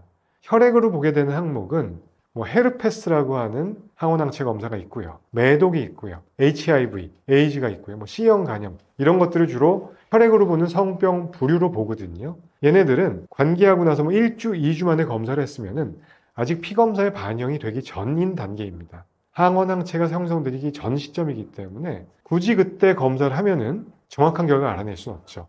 물론 검진 차원에서 보시는 분들은 관계 시점과 상관없이 대개 1년에서 2년마다 검진을 받는다면은 피검사, 소변검사 같이 받는 걸 추천을 드립니다. 근데 만약에 내가 뭐 한 3일 전에 관계가 있었다. 그럼 그때는 오셔서 소변검사 먼저 하시고 그거에 대한 이슈는 한 12주 정도 지나서 피검사를 해보시면 된다. 만약에 12주가 되기 전에 피부에 무슨 병변이 돋아났어요. 뭐 물이 찬 수포가 발생을 했거나 또는 궤양, 움푹 파인 병변이 생겼거나 또는 어떤 곤지름, 성기 사막이라고 하죠. 울퉁불퉁한 병변이 돌출됐거나 어쨌든 간에 뭔가 없었던 게 나타났어요. 성기, 귀두, 몸통, 음낭, 항문 쪽에 피부 병변이 보인다. 그때는 바로 오시는 거예요. 12주까지 기다리는 게 아니고. 그러면 와서 뭘 하냐? 그 병변을 갖고서 진단해낼 수가 있고요. 궤양도 마찬가지입니다. 움푹 파이고 고름 같은 게 자꾸 차오르는 것 같다. 그럼 그거 긁어서 진액을 얻어서 검사를 하면은 역시나 마찬가지 결과 중에 뭐가 원인인지 알 수가 있고요. 그리고 곤지름처럼 사마귀가 울퉁불퉁하게 나오면은 그때는 사마귀를 도려내는 거예요. 도려내서 그걸 갖고 조직 검사를 합니다. 조직 검사와 그때는 우리가 HPV라고 하는 인유두종 바이러스에 대한 타이핑을 해서 성병 범주에 들어간지를 보는 거죠. 그래서 요약하면은 성병 검진을 받을 때는 소변 검사, 피 검사, 그리고 필요한 경우에 병변이 있으면은 긁어서 하는 검사 또는 수술적 제거를 통해서 검사를 진행한다. 이렇게 생각해 주시면 될 것 같고요. 시점은 만약에 내가 검진 차원에서 보는 거다. 증상은 전혀 없다. 1, 2년에 한 번씩 나는 루틴 체크업 차원에서 본다. 그건 언제든지 하셔도 돼요. 피, 소변 검사를. 만약에 며칠 전 찜찜한 관계, 원나잇이 있었다. 불분명한 어떤 파트너 관계가 있었다. 그럴 때는 소변 검사 또는 여성분의 경우에는 질 스왑 검사를 먼저 해보시면은 일단 요도염, 질염에 대한 검사는 감별이 되고 증상이 쭉 없었다. 근데 찜찜하다. 그러면 한 3개월, 12주 정도의 텀을 두고 피 검사를 하시는 것이 현명할 것 같습니다. 그 진료를 하다 보면은 저희도 이제 비뇨기과 원장들, 의료진들끼리 논의를 하는 경우들이 있겠지만 단톡방 같은 데서요. 심심치 않게 들려오는 얘기가 남성, 여성분들이 같이 와서 좋은 모습으로 오시는 분도 있지만 어떤 소장이라든지 소송, 법적인 리걸 이슈 때문에 또는 법원 통지서, 좀 자료를 제출하라 이런 것 때문에 오시는 분들이 간혹 있습니다. 주된 이슈가 헤르페스라고 하는 질환 때문에 이런 게 얘기가 자주 나오는 것 같아요. 조심스럽긴 한데요. 남성이건 여성이건 성병이라는 거는 관계라면은 있던 사람이 상대한테 주는 거니까 남자는 이성애자라면은 남자는 언젠가 여자한테 받았을 것이고 여성은 남자한테 받고 그런 게 당연하겠죠. 근데 둘 중에 한 명이 헤르페스라는 질환을 갖고 있었어요. 헤르페스의 특성은 평소에는 증상이 없을 때는 전염성이 별로 없는데 피곤하거나 면역력이 떨어지거나 이럴 때 보균자는 증상이 나타날 수가 있습니다. 수포 같은 게 수직 감염도 있기 때문에 이걸 내가 어디서 어떻게 받았는지를 일단 따지는 것보다도 검진이 중요하겠죠. 헤르페스 타입 1이건 2건 보균 상태 여부는 확인을 하시는 게 좋고 내가 만약에 보균자라면 새롭게 만나게 되는 여자친구 또는 파트너분에게 얘기를 해주는 게 좋을 것 같습니다. 이거는 남자가 먼저일 수도 있고 여자가 먼저일 수도 있는데 그거 자체를 너무 얘기하는 것은 저는 애매하다고 생각하는 게 직전, 직후 검사 결과가 있진 않는 한은 이 성병 검진의 맹점은 내가 이 성병을 획득하게 된 경로, 시점 절대로 특정할 수 없습니다. 내가 너한테 받게 됐다? 이거를 명확하게 규명할 수가 없어요. 그래서 이거에 대해서 비뇨기학과 의사들도 참 고충을 토로하는 경우가 많습니다. 이거에 대해서 소견서를 달라? 진단서를 달라? 보통 이런 경우에 되게 팩트에 입각해서 드라이하게 얘기를 해야 되잖아요. 어떤 이럴 가능성이 있다? 누가 누구한테 준 것으로 추정된다? 웬만하면 그런 소견도 기재를 안 하려고 하죠. 아닐 수도 있기 때문에. 그래서 제일 중요한 거는 성병 검진 그리고 예방을 위해서 콘돔 착용 같은 중요하게 생각을 합니다. 멀티플 파트너 이런 관계, 신원이 확실하지 않은 분들과의 관계, 섹스 워커와의 관계 당연히 좀 지양하시는 게 좋을 거고요. 헤르페스에 대한 이슈가 요새 상당히 대두되고 있는 것은 사실입니다.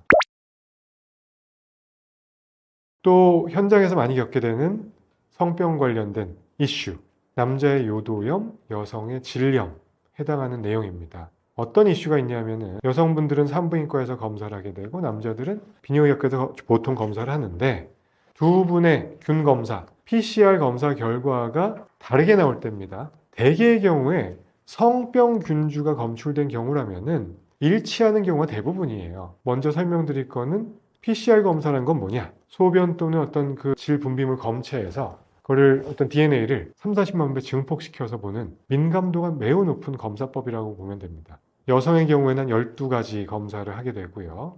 남성의 경우에는 12가지 중에 4가지는 의미가 없기 때문에 소변으로 볼 거라서 헤르페스 2종과 뭐 매독과 뭐 캔디다 같은 거는 보통 빼고 보니까 7종, 8종을 보는 게 일반적이거든요. 그럼 그 중에서 성병으로 분류되는 애들은 정해져 있어요. 임질 들어보셨을 거고, 임질, 클라미디아라고 하는 균이 있고, 마이코플라즈마 제니탈리움이라고 하는 녀석이 있고, 트리코모나스라고 하는 균이 있습니다. 보통 네 가지가 절대적인 성병, 데피니트한 성병 범주에 들어갑니다. 이게 나왔다면은 거의 뭐 빼박, 이거는 섹슈얼리 트랜스미션만 있으니까 누군가 누구한테 준 거예요. 이거에 대해서는 별로 이론의 여지가 없는데, 유레아 플라즈마 유레알리티쿰이라고 하는 거는 성관계를 통해서 오는 경우도 있고, 그냥 일상 감염, 피곤해서 오는 경우도 있다고 되어 있어요. 치료는 가급적 하는 걸로 알려져 있고, 그 다음에 성병이 아니고 공생균, 더불어 살 수 있는 커멘살리즘에 해당하는 균이 유레아 플라즈마 파붐이라고 하는 균이 있고, 마이코플라즈마 호미니스라고 하는 균이 있고, 뭐 가드넬라라고 하는 여성분들한테 많이 있는 균이 있죠. 그런 애들은 양쪽이 상이하게 나올 수가 있어요. 그러니까 특히 여성분들은 생식기가 외부에 노출이 되어 있기 때문에 이런 거에 약간 취약할 수 있습니다. 벌너러블하고, 캔디다나 뭐 가드넬라나 특히 유레아 플라즈마 파붐 같은 거는 항시 갖고 계신 분들도 있어요. 그런 경우에 관계를 하면은 남자들도 올 수가 있고, 물론 남자가 먼저 갖고 있는 경우도 있지만요.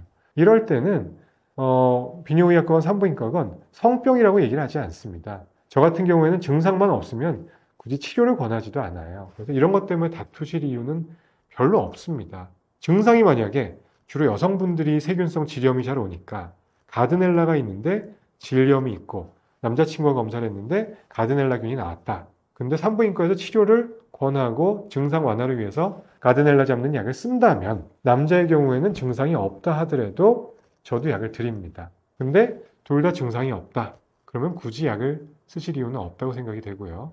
물론 임신을 계획 중이시거나 하신 부부의 경우에는 좀 전에 말씀드린 공생균주들도 다 잡는 게 좋습니다. 안 그러면 유산의 위험, 조산, 이런 것들, 자궁의 임신 같은 게 늘어날 수 있다고 알려져 있어서요. 그래서 그런 이슈가 있으니까 균주에 대해서 너무 민감하게 생각하지 마시고, 그 PCR 검사라는 이유가 원인균을 찾아서 그에 따른 약을 쓰고, 약이 다르게 치료해야 될 수도 있고 치료 안 해도 되는 균도 있고, 그러니까 그걸 정리를 하자는 의미가 있는 거거든요.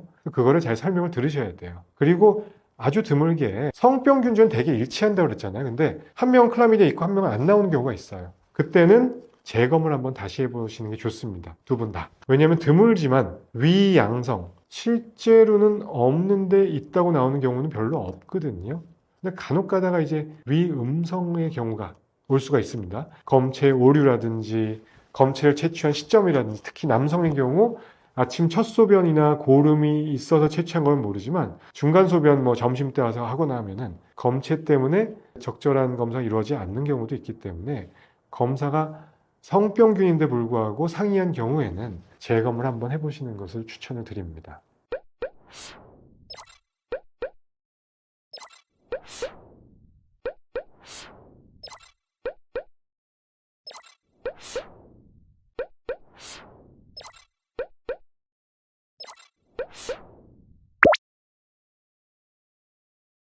일단 보통 한 세 가지 부류가 있으신 것 같아요. 첫 번째는 제일 흔한 경우, 자기 만족이죠. 그냥 막연하게 좀 커졌으면 좋겠다, 또는 외소에서 어떤 컴플렉스가 있다, 이런 분들이 상당히 많고요. 또 어떤 경우에는 신체 이형증이라고 하는데, 실제로 저희가 전문가가 봤을 때는 충분히 훌륭한 크기임에도 불구하고 본인은 그거에 대해서 다른 관점을 갖고 있는 거죠. 난 너무 왜소한 것 같아. 이렇게 해서 오시는 분들이 있고요. 두 번째는 내가 너무 왜소하기 때문에 상대에게, 내 여자친구, 내 배우자에게 만족을 못 주는 것 같아. 그래서 어떤 섹스 파트너를 위해서 나는 이 수술을 하고 싶다라고 해서 오시는 분들이 있고, 그 다음에 마지막으로는 그 사우나 컴플렉스라고도 부르고요. 그 다음에 AV 같은 거, 어덜트 비디오죠.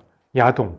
이런 것들이 남자들은 거의 다 보잖아요. 거기서 보면은 너무나 왜곡된 판타지 같은, 예를 들어서 일본은 AV 시장이 커져 있으니까 다양한 배우들이 성기의 크기도 매우 커 보이고, 또 어떤 그 사정 횟수, 발기력 이런 거에 대한 뭔가 좀 현실과는 다른 모습을 보여줄 때가 상당히 많거든요. 그런 거에 또 매몰되셔서 나도 저렇게 좀 되고 싶다 해서 오시는 분들도 있는 것 같습니다. 확대 수술에서 재밌는 경우, 또는 기억에 남는 경우들이 좀 있어요. 자주 볼 수 있는 경우는 말씀드린 것처럼 성기 크기가 평균보다 훨씬 큽니다. 발기가 안 됐을 때 남성 음경의 크기가 한 5cm만 돼도 큰 편이거든요. 비발기 상태에서. 근데 한 길이를 대충 봐도 치골에서부터 귀도 끝까지 쟀을 때 10cm는 되셨는데 이분이 나는 너무 왜소한 것 같다. 너무 길쭉해 보인다. 근데 굵기도 좋고 길이도 좋았지만 본인은 이거를 무조건 좀 더 키우고 싶다. 그래서 굵기를 더 키워달라고 해서 오셨는데 이분이 원하셨던 수술이 대체 진피라고 하는 재료를 쓰는 수술 방법을 많이 하거든요. 근데 대체 진피는 어떤 사이즈가 정해져 있어요. 그래서 정해진 거를 이제 삽입을 해드려 볼까 해서 대봤더니 이미 길이가 충분하셔서 이게 다 안 덮이는 거죠. 귀도 아래쪽부터 몸통까지 한 10cm가 되니까 보통 그 대체 진피의 사이즈가 한 7cm 정도 되거든요. 그럼 3cm가 커버가 안 되는 거예요. 그런 경우에는 환자분을 잘 설득을 해서 이런 경우에는 환자분께서는 수술하실 이유가 전혀 없고 자신감을 갖고 지내셨으면 좋겠다 해서 수술을 안 해드린 케이스들이 꽤 있습니다. 그러니까 생각보다 길이건 굵기건 훌륭한 분들이 수술을 원하시는 경우에 저는 절대로 추천을 드리지 않는 편입니다. 그리고 또 다른 에피소드는 아빠와 아들이 오는 케이스들이 심심치 않게 있습니다. 심지어는 아빠가 미성년인 아들을 데리고 오는 거예요.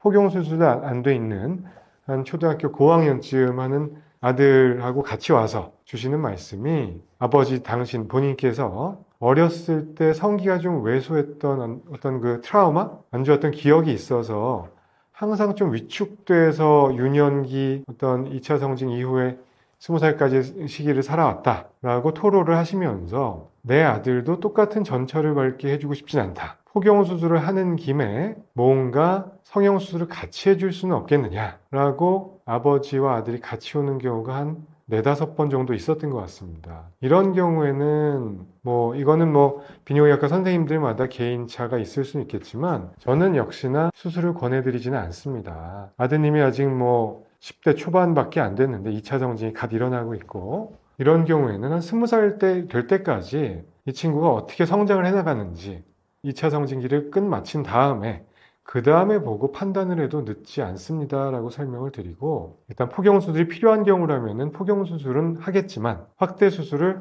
같이 하지는 말자고 얘기를 하는 편입니다. 그래서 그 중에 또 기억나는 케이스가 아버지가 저희 병원에 수술을 받으셨어요.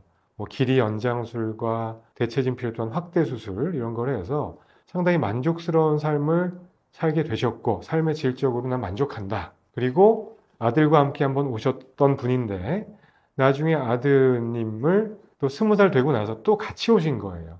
그래서 그때는 그 아드님도 성인이 됐고 아빠와 아들을 둘 다 확대 수술을 해드린 경우가 기억이 납니다. 그 외에도 어떤 분들은 이게 확대 수술이란 거하고 발기부전 수술은 좀 얘기가 다른 거거든요. 확대 수술은 말 그대로 성형수술의 일종이고 그냥 볼륨업입니다. 길이를 길게 하거나 굵기를 굵게 하거나 외관상의 어떤 차이가 큰 것이고 기능적인 측면으로 뭔가 도드라진 건 없거든요. 근데 이거를 꼭 발기력이 떨어지시는 분들께서 발기부전 수술하고 혼동해서 오시는 경우가 있습니다.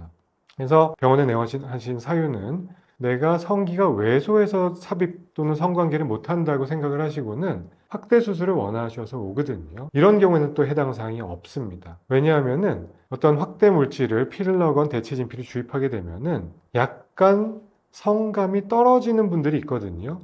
왜냐하면 성감이라는 거는 어떤 신경이 분포를 하고 있는데 거기에 대체 진피라든지 또는 필러 물질이 한 레이어를 더 싸주게 되거든요.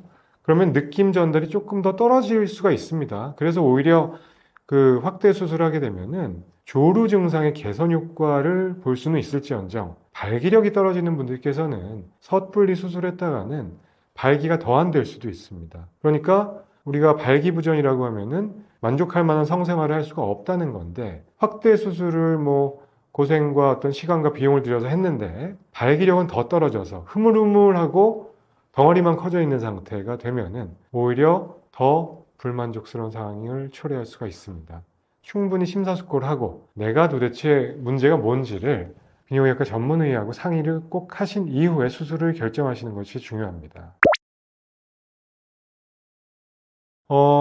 확대 수술을 한다고 해서 본인이 원하는 만큼 무한정으로 어떤 그 볼륨을 늘릴 수는 없는 거고요. 보통 확대 수술의 범주에는 길이를 연장하는 수술도 있고요. 길이 연장술. 그 다음에 굵기를 키워주는 거에는 몸통, 음경이라고 하죠. 성기가 있으면 몸통 피나일 셰프트라고 하는데 몸통을 굵게 해주는 수술이 있고 몸통 끝에는 귀두가 존재를 하는데 귀두를 확대해주는 수술 이렇게 세 가지가 있습니다. 길이 연장, 몸통 확대, 귀두 확대. 그리고 이걸 동시에 하는 거를 뭐 복합 수술이라고 얘기를 하기도 하고요. 근데 이거를 세 가지 다 무한정할 수는 없다는 거죠.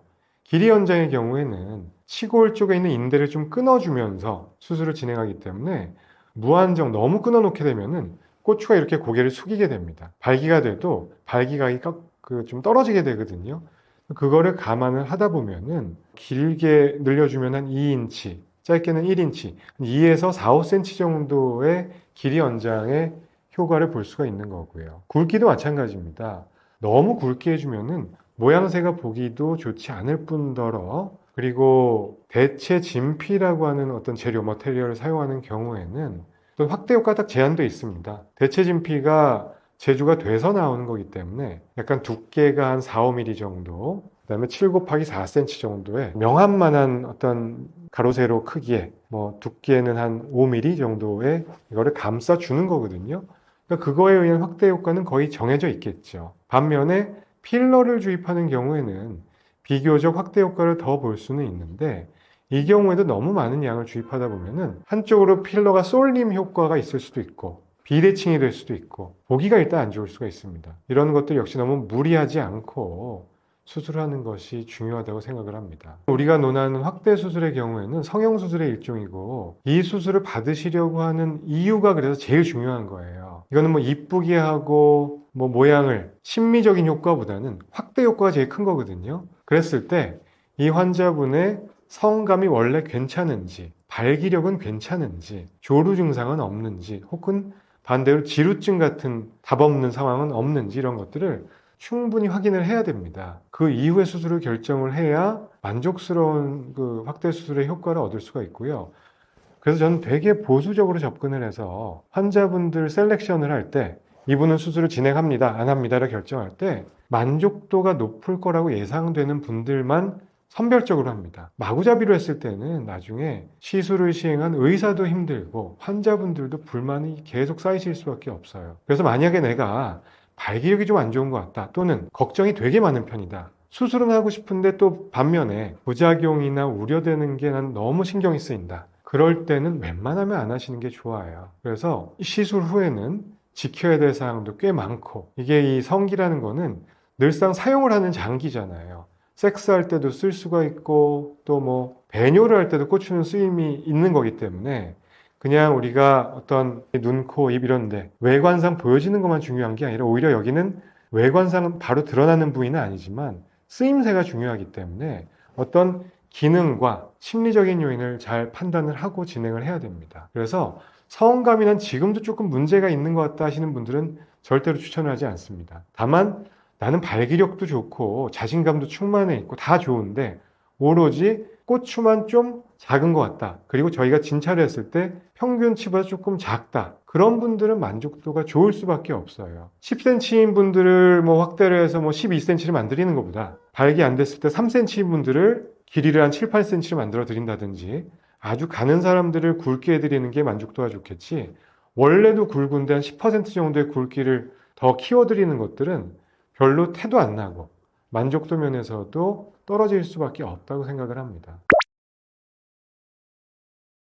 일단 비뇨의학과에서 진행을 하는 수술들을 한번 열거를 해드려 볼게요. 이게 어떤 질환에 대한 뭐 비뇨기과 암 수술 이런 것도 있을 거고요. 당연히 대학병원에서 주로 진행을 하겠죠. 저희가 하는 수술 중에는 암은 아니지만 뭐 요로 결석에 대한 응급 상황이 있으면은 뭐 체외 충격파 쇠석술, 내시경 수술 이런 것들을 할 수가 있고, 또 남자한테는 전립선이라는 장기가 있어서 암 외에도 전립선 비대증 때문에 고생을 하시는 중년 이상, 50대 이상의 남성에서는 비대증 수술이 있고요. 여성분들의 경우에는 소변이 막히는 경우는 별로 없지만 출산 이후에 요실금 같은 게 흔하기 때문에 요실금, 괄약근을 좀 오므려 드리는 수술을 하는 경우가 있습니다. 이런 것들은 비뇨의학과 질환에 해당하는 수술들이 될 거예요.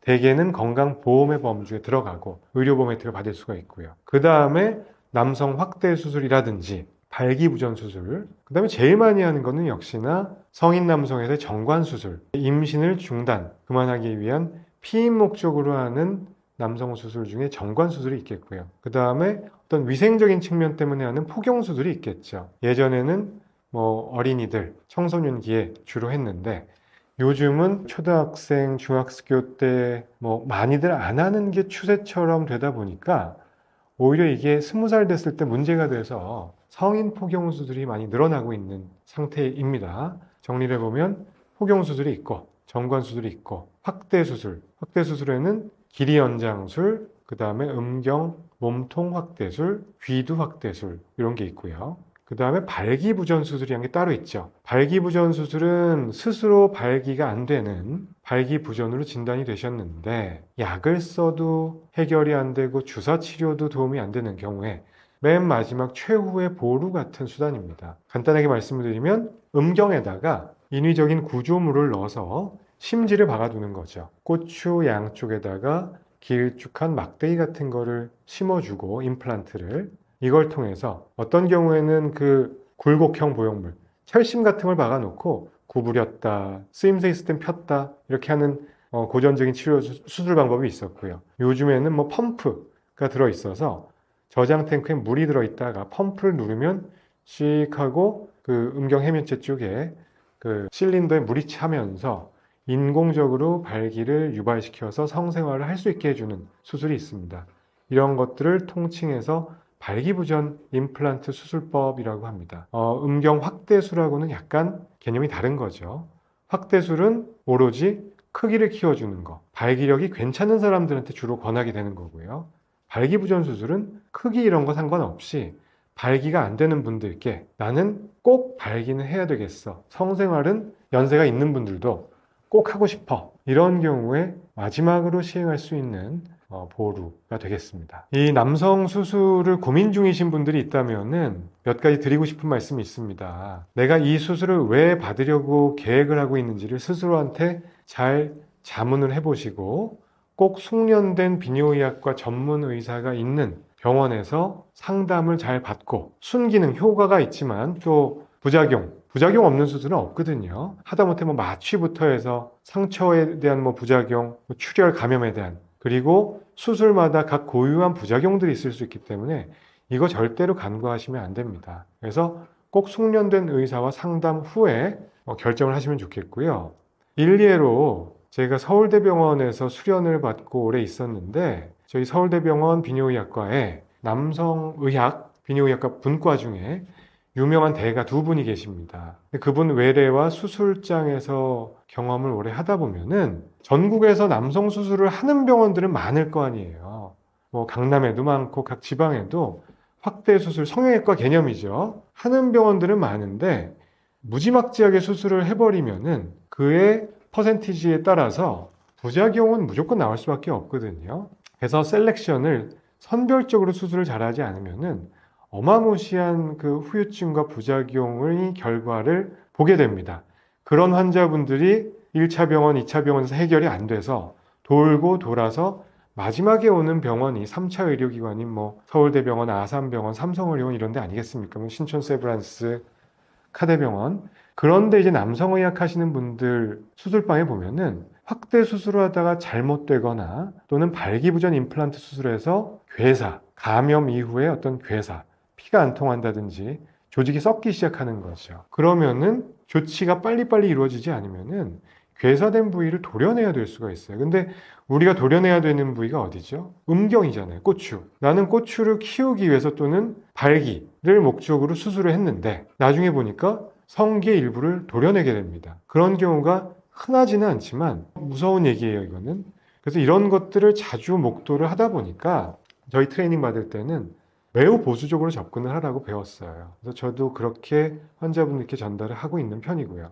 우리 그 성기는 발기도 중요하고 섹스도 중요하죠. 근데 다른 목적 중에는 배뇨를 담당하는 마지막에 있는 요도가 들어있는 장기잖아요. 고추를 자르게 되면 오줌이 제대로 나갈까요? 요도가 중간에 잘린다 생각을 하면은, 그리고 귀두 쪽을 날리게 되면은 뭔가 강아지 음경처럼 그 뭉툭한, 보신 적 없는 사우나탕에서 그런 모습의 음경이 될 수도 있어요.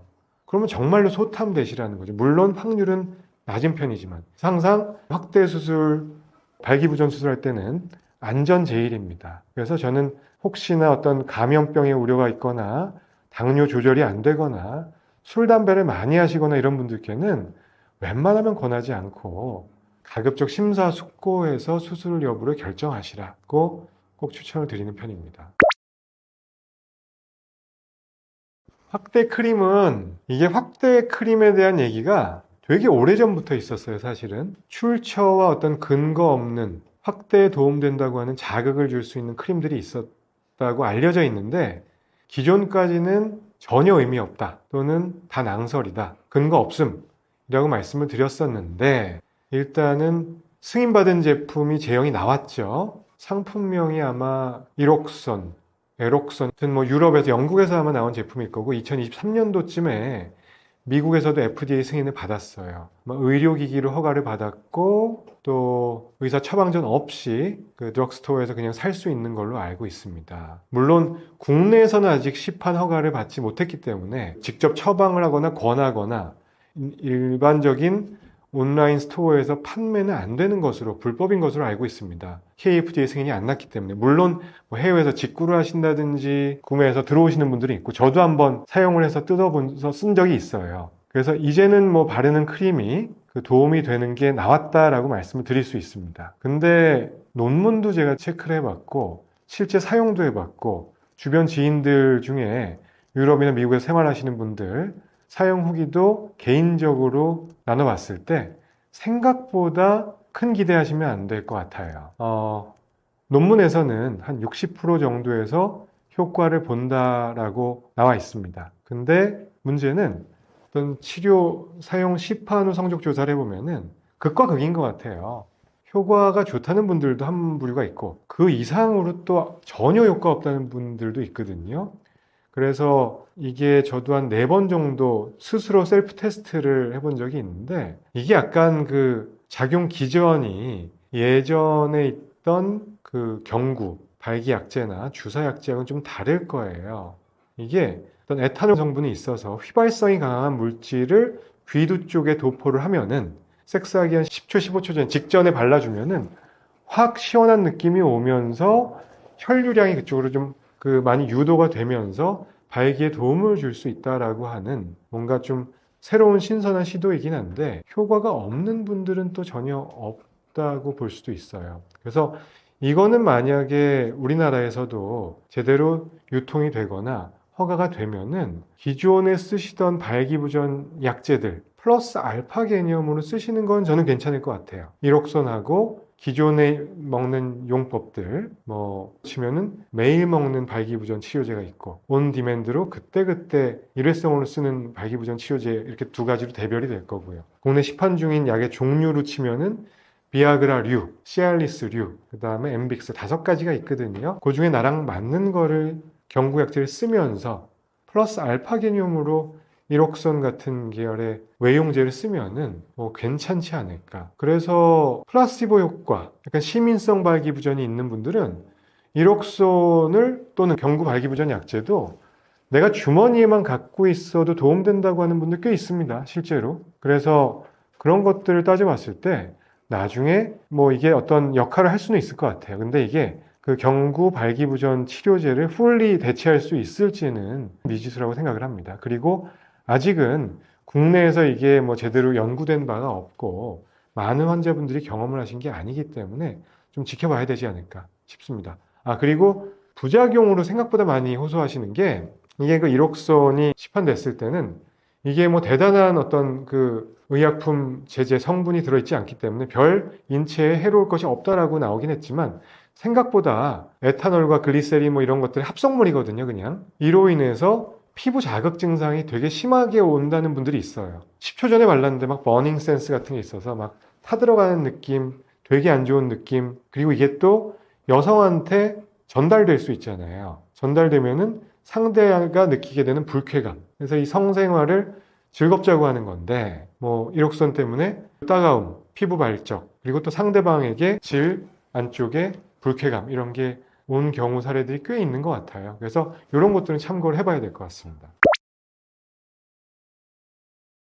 저는 되게 그 타겟층을 어떻게 하면 좁힐까? 그러니까 그 말씀은 확대 수술을 무조건 환자분께 권유하는 스타일이 저는 아닙니다. 사실은. 이렇게 얘기를 드리는 이유는 저는 일단 진료, 비뇨의학 질환을 많이 보기도 해서 환자분들의 만족도를 계속 살피는 편이거든요. 제 만족도도 있습니다. 그리고 의사가 뭘 했을 때 무조건 어떤 비용을 받고 뭐 많이 하는 것도 뭐 의미는 있겠지만 서로 만족을 해야 될 거라고 저는 생각을 하거든요. 그러다 보면은 진짜로 도움될 만한 분한테 그 수술을 권하게 돼요. 그래서 저는 좀 이거를 타이트하게 잡는 편인데 가장 젊은 친구 했던 사람은 성 경험이 있는 20세, 만 20세, 대학 들어간 아빠와 함께 왔던 아버지가 권해서 아버지가 내가 비용 부담하겠다. 그리고 아드님도 성경험이 있었어요. 성경험이 있고 포경 수술은 한 중학교 때인가 했는데 그 이후에도 뭔가 조금 왜소하고 2차 정진이 다 끝났음에도 불구하고 난 좀 이게 컴플렉스가 있는 것 같다. 또 아버님이 워낙에 좀 권하셔서 오신 것도 있겠죠. 그래서 부자와 수술할 저와 세 명이서 이제 같이 상담을 한 다음에 뭐 아버지가 저한테 수술을 받고 만족을 하고 있었던 분이라서 아드님도 데리고 오신 케이스였거든요. 그래서 해드린 적이 있고요. 그래서 그 외에는 저는 웬만하면 한 20대 후반, 30대 또는 기혼자들 수술을 많이 권하는 편입니다. 성 경험도 많이 해본 분들한테 주로 권하는 편이에요. 그래서 만약에 나는 아예 성생활에 대한 경험도 없고 자위 경험밖에 없는데 그러면 내가 어떤 발기력이라든지 느낌이라든지 성감이라는 것들을 충분히 모를 수도 있잖아요. 그런 경우에 수술을 진행하면은 내가 뭐 만약에 성관계를 수술을 하게 됐는데 잘 안 되는 것 같아. 또는 뭐 성감이 없는 것 같아. 떨어지는 것 같아. 지루 증상이 온 것 같아. 이랬을 때 이게 수술 때문에 이런 후유증이 생겼다고 오인을 하시는 게 저는 싫거든요. 그래서 충분히 내 발기력과 성감 같은 거를 확인을 하신 이후에 수술을 진행하는 편입니다. 그리고 제일 고령자 80대에서 수술해 본 적이 있어요. 저는 역시나 70대 정도까지만 보통 수술을 하고 70대, 80대 환자분들께는 그렇게 권하지를 않거든요. 왜냐하면은 사람은 나이가 들어갈수록 키도 좀 줄어듭니다. 근육량도 빠지고요. 그러면서 음경도 왜소해지거든요. 어차피 점진적으로 이제 노화 현상으로 인해서 음경도 왜소해지기 마련인데 굳이 비용을 들여서 이거를 확대를 하시는 게 의미가 있을까요? 하고 먼저 운을 띄웁니다. 80대 환자분인데 발기력 너무 좋고 성생활을 꾸준히 해가는 분이셨고 여자친구분은 좀 한 60대, 50대였나 뭐 이 정도 된 젊은 여자친구가 있는 편이었고 성생활을 일주일에 한 번씩 한다고 하셨어요. 80대이신데도 불구하고 요즘 그런 분들이 있습니다. 그런 경우에 간절히 원하세요. 이거 왜 안 해주냐? 내가 몸 관리 잘하고 술도 안 마신다, 담배도 안 핀다. 나는 그래도 해야 되겠다. 발기력도 마음에 드는데 여자친구를 좀 더 만족을 시켜주고 싶다. 그래서 보니까 성기가 조금 줄어들어서 포경 수술이 어렸을 때 하신 분인데 귀두가 좀 살짝 덮이고 있어요. 포피가 귀두를 이렇게 덮게 되거든요. 나이가 들면은 그 심지가 이제 키가 작아지기 때문에 그런 경우에는 뭔가 대체 진피 같은 걸 넣어주면은 버팀목이 생기면서 그 피부가 남는 약간 리던던트한 스킨이 이렇게 펴지는 효과가 있습니다. 그럴 때 해드린 적이 있어요. 80대 중반 정도 됐을 거예요. 그것도 한 10년 전이었는데 근데 상당히 만족도가 좋았어요. 그리고 그분은 요즘도 저희 병원에 오셔서 뭐 이제는 뭐 그 수술하고 나서는 더 그거에 대해서 신경 쓸 거 없으니까 발기약만 타가세요. 아주 건강하게 90대가 돼서도 성생활을 잘 유지하시는 분들이 있어요. 흔한 건 아니지만 그건 뭐 그분의 복인 거죠. 건강 체질이신 거고 그래서 그런 경우가 있었습니다. 섹스리스에 대한 뭐 통계나 연구조사들도 꽤 있습니다. 이거는 여러 가지 그 사회적 문제를 야기할 수 있고, 뭐 어떤 결혼, 출산율랑도 밀접할 것 같은데요. 섹스리스라고 하면은 우리가 그냥 일반적인 개념으로는 1년 동안 뭐 성관계가 전혀 없었던 부부, 커플, 또는 일각에서는 1개월 동안 관계가 없었던 커플로 정의를 하기도 합니다. 어찌됐건 관계가 거의 없거나 있더라도 드문드문 있는 커플을 얘기한다고 보시면 됩니다. 그 우리나라 이제 실태 조사한 걸 보면은 뭐 대한성학회 연구보고에서는 결혼한 지 한 5년 이상 된 부부 중에 30에서 40%가 섹스리스다라는 조사도 있고요. 비뇨의학과 실태조사에서는 한 34%의 전체 부부가 빈도가 월 1회 미만이다. 15%에서는 전혀 없다. 뭐 이런 연구도 있고, 뭐 보건사회연구원 조사에서도 40대 이상 부부에서 3분의 1 이상은 1년 동안 관계가 없었다라는 것들이 있습니다. 그 원인으로 지목되는 것들은 제일 흔한 거는 육아. 뭐 우리나라에서 아이 키우기가 뭐 쉽지 않다 이런 얘기들 많이들 나오잖아요. 그래서 출산율도 떨어지고 육아로 인한 어떤 시간, 스트레스 또 이게 계속 지속되다 보면은 애 키우다 보면은 시간, 공간의 제약 때문에 관계가 좀 멀어지잖아요.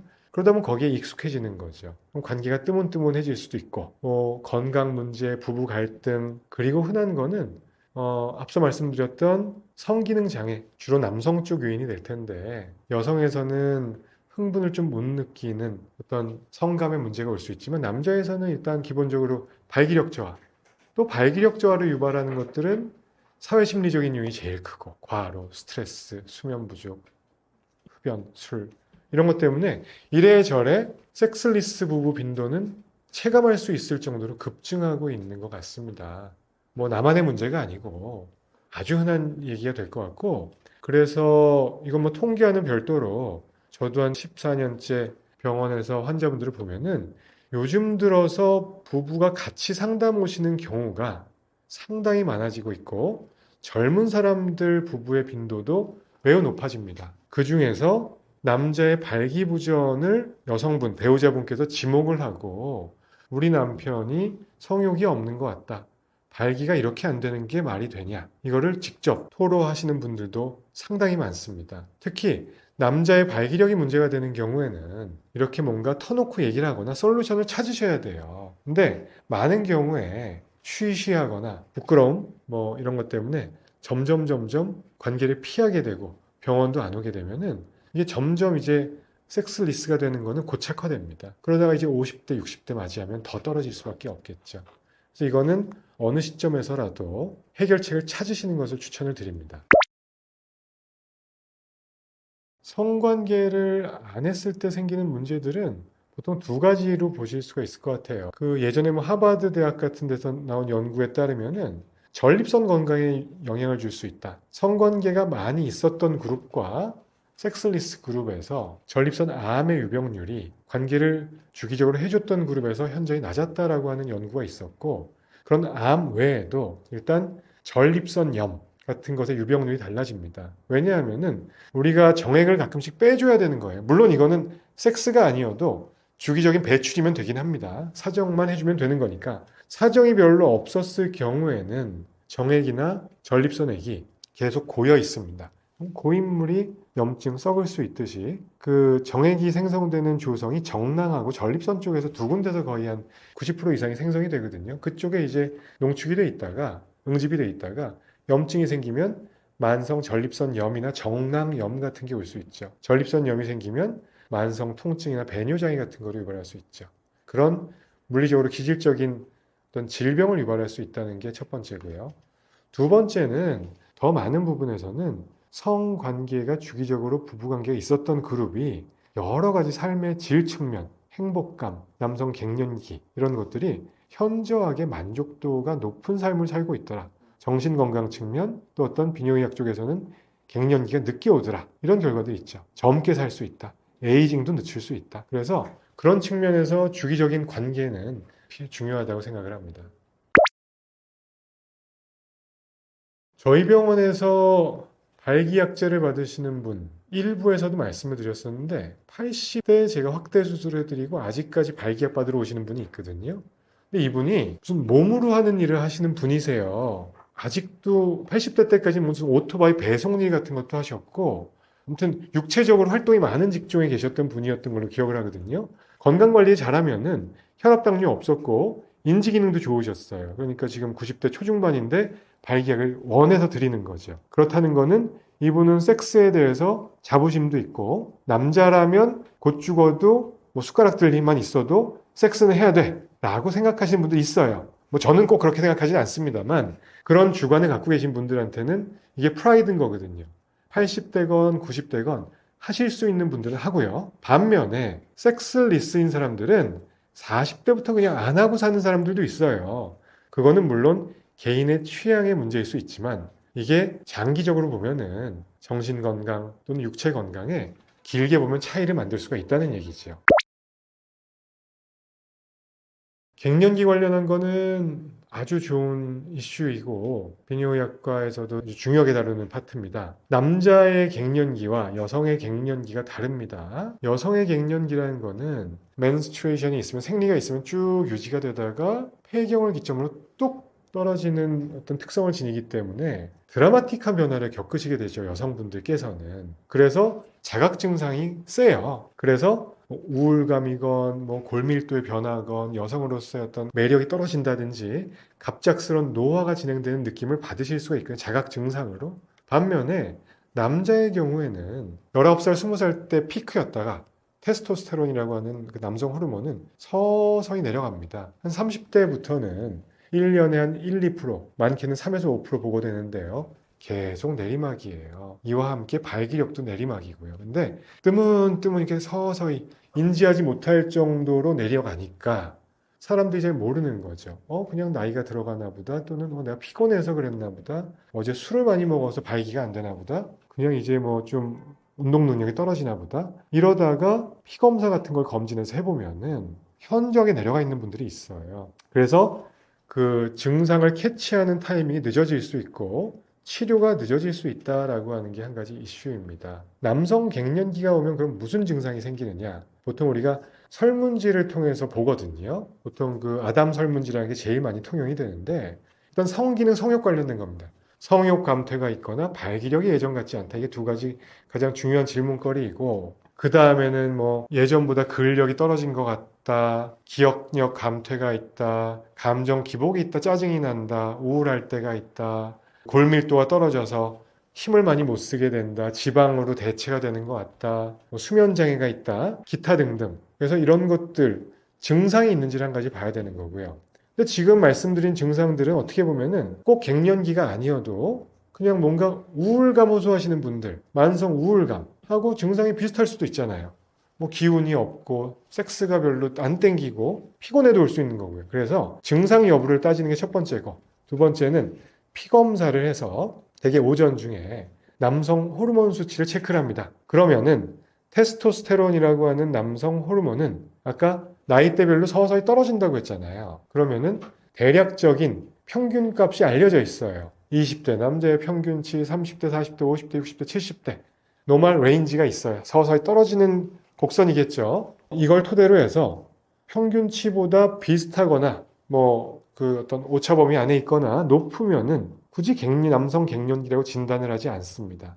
증상이 있고 내가 평균 메디안 밸류보다 이 경우에 남성 갱년기가 의학적으로 진단이 되는 거고요. 이럴 때 치료를 권하게 됩니다. 그래서 어떤 일련의 증상들이 있을 때는 또는 내가 그래도 나이가 증상은 없다 하더라도 50대 정도에 접어들었다 싶으시면은 검진 차원에서 혈액 검사를 해보고 설문지를 통해서 증상을 맞춰보는 게 필요할 것 같습니다. 뭐 갱년기가 중요한 이유는 남성 갱년기가 발기력도 마찬가지지만요. 건강의 척도일 수가 있어요. 호르몬 수치가 낮은 사람들은 어떤 비만도가 높아질 수 있고 혈압, 당뇨, 고지혈증 같은 거에 어떤 그 전조 증상일 수 있다는 얘기죠. 거꾸로 당뇨가 조절이 안 되거나 비만하신 분들은 남성 호르몬 수치가 빨리 떨어집니다. 이게 성립이 되는 거죠. 그래서 뭔가 교정할 수 있다면은 뭐 주사 치료 같은 것을 통해서 그 끌어올릴 수 있게 도모를 하시면 좋을 것 같습니다. 그리고 발기력을 증진했을 때 갱년기를 스스로 개선시키기 위한 노력들도 뭐 비슷하다고 보시면 됩니다. 규칙적인 생활 습관을 기르는 것. 거기에는 운동은 꾸준히 뭐 유산소건 근력이건 뭐 스트레칭이건 요가건 모든 것을 꾸준히 해주시면 당연히 도움이 될 것이고 담배 아주 안 좋고요. 술 좀 줄여주시고 잠 푹 주무시고 스트레스, 주기적인 성생활 뭐 이런 것들을 유지한다면은 발기력과 함께 갱년기, 남성 호르몬 수치 감소도 떨어지는 것을 최대한 막을 수가 있을 것 같습니다. 이거는 병원에서 하는 치료로는 남성 호르몬 갱년기가 이제 진단이 되면은 주기적으로 주사를 드립니다. 뭐 3개월마다 맞는 네비도라고 하는 주사도 있고 2, 3주마다 맞는 뭐 예나스테론이라고 하는 주사도 있고 그 외에 뭐 먹는 약이나 이런 것들은 그 부작용 때문에 요즘은 다 사장돼서 치료 형태로 사용을 하지는 않고 있습니다. 그리고 건강 보조제 같은 거 영양제 물어보시는 분들 많은데 남성 갱년기 증진에 도움이 된다고 어떤 허가를 받은 건강기능식품, 건기식 제형들이 있습니다. 비수리 추출물, 야관문이라고 알려져 있는 것들을 일정 용량 이상으로 사용하시는 게 중요하고요. 그 다음에 두충, 우슬, 복합물, 추출물 이런 것도 도움이 되고 그런 두 가지 정도를 많이들 쓰시는데 이런 것들은 병원에서 만약에 내가 주사 맞고 뭐 검사하고 자주 가고 이런 게 비뇨의학과 방문하시기 힘든 분들은 일단 이런 그 건강기능식품 꼭 진단이 돼야지만 쓸 수 있는 건 아니니까 그냥 내 돈 주고 내가 사면 되니까요. 써보시는 것도 나쁘지 않을 것 같지만 뭐 효과가 좀 미진하거나 하면은 꼭 비뇨의학과에 방문하셔서 검사를 해보시는 게 좋을 것 같습니다. 그리고 이 내용은 뭐 제가 닥터곰의 비뇨의학이라는 제 채널에서도 갱년기 관련한 시리즈물로 연재를 해놓은 게 있으니까 참조해 주시면은 더 자세한 정보 얻으실 수 있을 것 같아요. 행복한 부부관계를 위해서 추천하는 수술 없습니다. 관점을 어디다 주냐에 따라서 다르겠지만 어떤 분들은 그 확대 수술 파트에서도 말씀드렸는데 내가 성기가 좀 비교적 왜소하기 때문에 굵기가 좀 키워줘야 내 배우자한테 만족감을 더 채워줄 수 있다. 이렇게 생각하시는 분도 있고 또 반면에 어떤 여성분들께서는 출산 이후에 음부의 탄력성을 잃어서 쫀쫀해지지 못했기 때문에 내가 만족을 더 못 느끼거나 남편한테 만족감을 덜 주지 않을까 해서 뭐 어떤 성형수술 하시는 분도 있잖아요. 근데 저는 대개의 경우에는 해당하지 않는다고 생각합니다. 일정 수준 이상의 발기력이 되면은 발기력하고 성기 크기는 다른 거잖아요. 음경의 길이도 한 발기시 5cm 이상만 되면은 여성분들께 어떤 쾌감을 줄 수 있는 성감대가 그 질 하부 쪽에 주로 모여 있기 때문에 감정, 쾌감을 전달하는데 문제가 없을 거라고 생각이 되고 굵기 또한 마찬가지입니다. 그래서 만약에 더 행복한 부부관계를 위해서는 두 분의 교감, 서로 오르가즘을 느끼게 하는 극치감을 어떻게 하면 좀 올릴 수 있을까? 어떤 병원의 도움도 물론 도움이 될 수는 있겠죠. 발기약제를 드릴 수도 있고 뭐 할 수도 있는데 물론 성형수술 하시는 거야 남성 확대 수술이건 성형수술이건 다 본인의 자유지만 너무 여기다가 큰 기대를 하면 오히려 후회하세요. 초심으로 돌아가서 남자들이 확대 수술하는 거는 내 만족이었을 때 내가 사우나 가서 더 자신감이 있었어. 또는 내가 그냥 난 큰 게 좋아. 원초적인 어떤 자기 만족은 좋겠지만 상대의 만족감을 이끌어내기 위해 수술하는 거는 저는 조금 비추를 하고요. 그보다는 교감, 서로 느낌이 통하는지 그래야 발기도 충만해질 수 있고 두 분이서 계속 아이디어를 개발을 해야 돼요. 우리가 예전 같지 않다 그러면은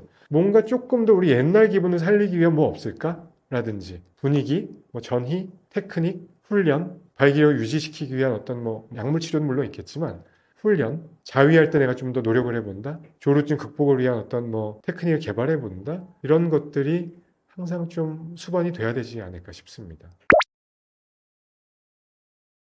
오늘 떠먹여주는 TV에 출연을 하게 돼서 너무 즐거운 시간이었습니다. 1부, 2부, 3부, 4부 동안 뭐 제가 십수년 동안 이제 현장에서 겪는 에피소드를 곁들여서 뭐 성기능, 수술, 성병, 부부관계에 대한 말씀을 드려봤는데요. 너무 즐거웠습니다. 저는 닥터곰의 비뇨의학이라고 하는 채널을 한 2017년부터 운영을 하고 있는데요. 제가 막 그렇게 말을 재밌게 하고 이런 스타일이 아니기 때문에 되게 딱딱하고 재미없는 주제들, 클립들이 이어져 있지만 뭐 좀 드라이하긴 하지만 이야기란 게 그렇게 재미있기만 한 분야는 아니잖아요. 그래서 그 저희 채널에 오시면은 오늘 말씀드렸던 내용을 조금 더 디테일하게 설명을 들으실 수 있을 것 같습니다. 시간 되시는 분들은 닥터곰의 비뇨의학 채널에 들러주시면 구독, 좋아요 눌러주셔도 좋고 좋은 정보 얻어가시면 좋겠습니다. 마지막으로 비뇨의학과 전문의들이 할 수 있는 분야가 이제 정해져 있거든요. 그 뭐 지역에 살고 계신 지역 근처에 비뇨의학과들 좋은 병원들이 많이 있습니다. 여기에서 어떤 수술, 치료를 계획할 때는 충분히 설명을 듣고 부작용에 대한 얘기도 듣고 이게 과잉 진료나 이런 걸 저는 상당히 좀 혐오하는 스타일이기 때문에 비뇨의학과 선생님들 중에 정말 양심적으로 잘 진료하는 분들이 특히나 더 많은 것 같아요. 그래서 좋은 진료를 로컬에서 받으실 수 있으면 좋겠습니다.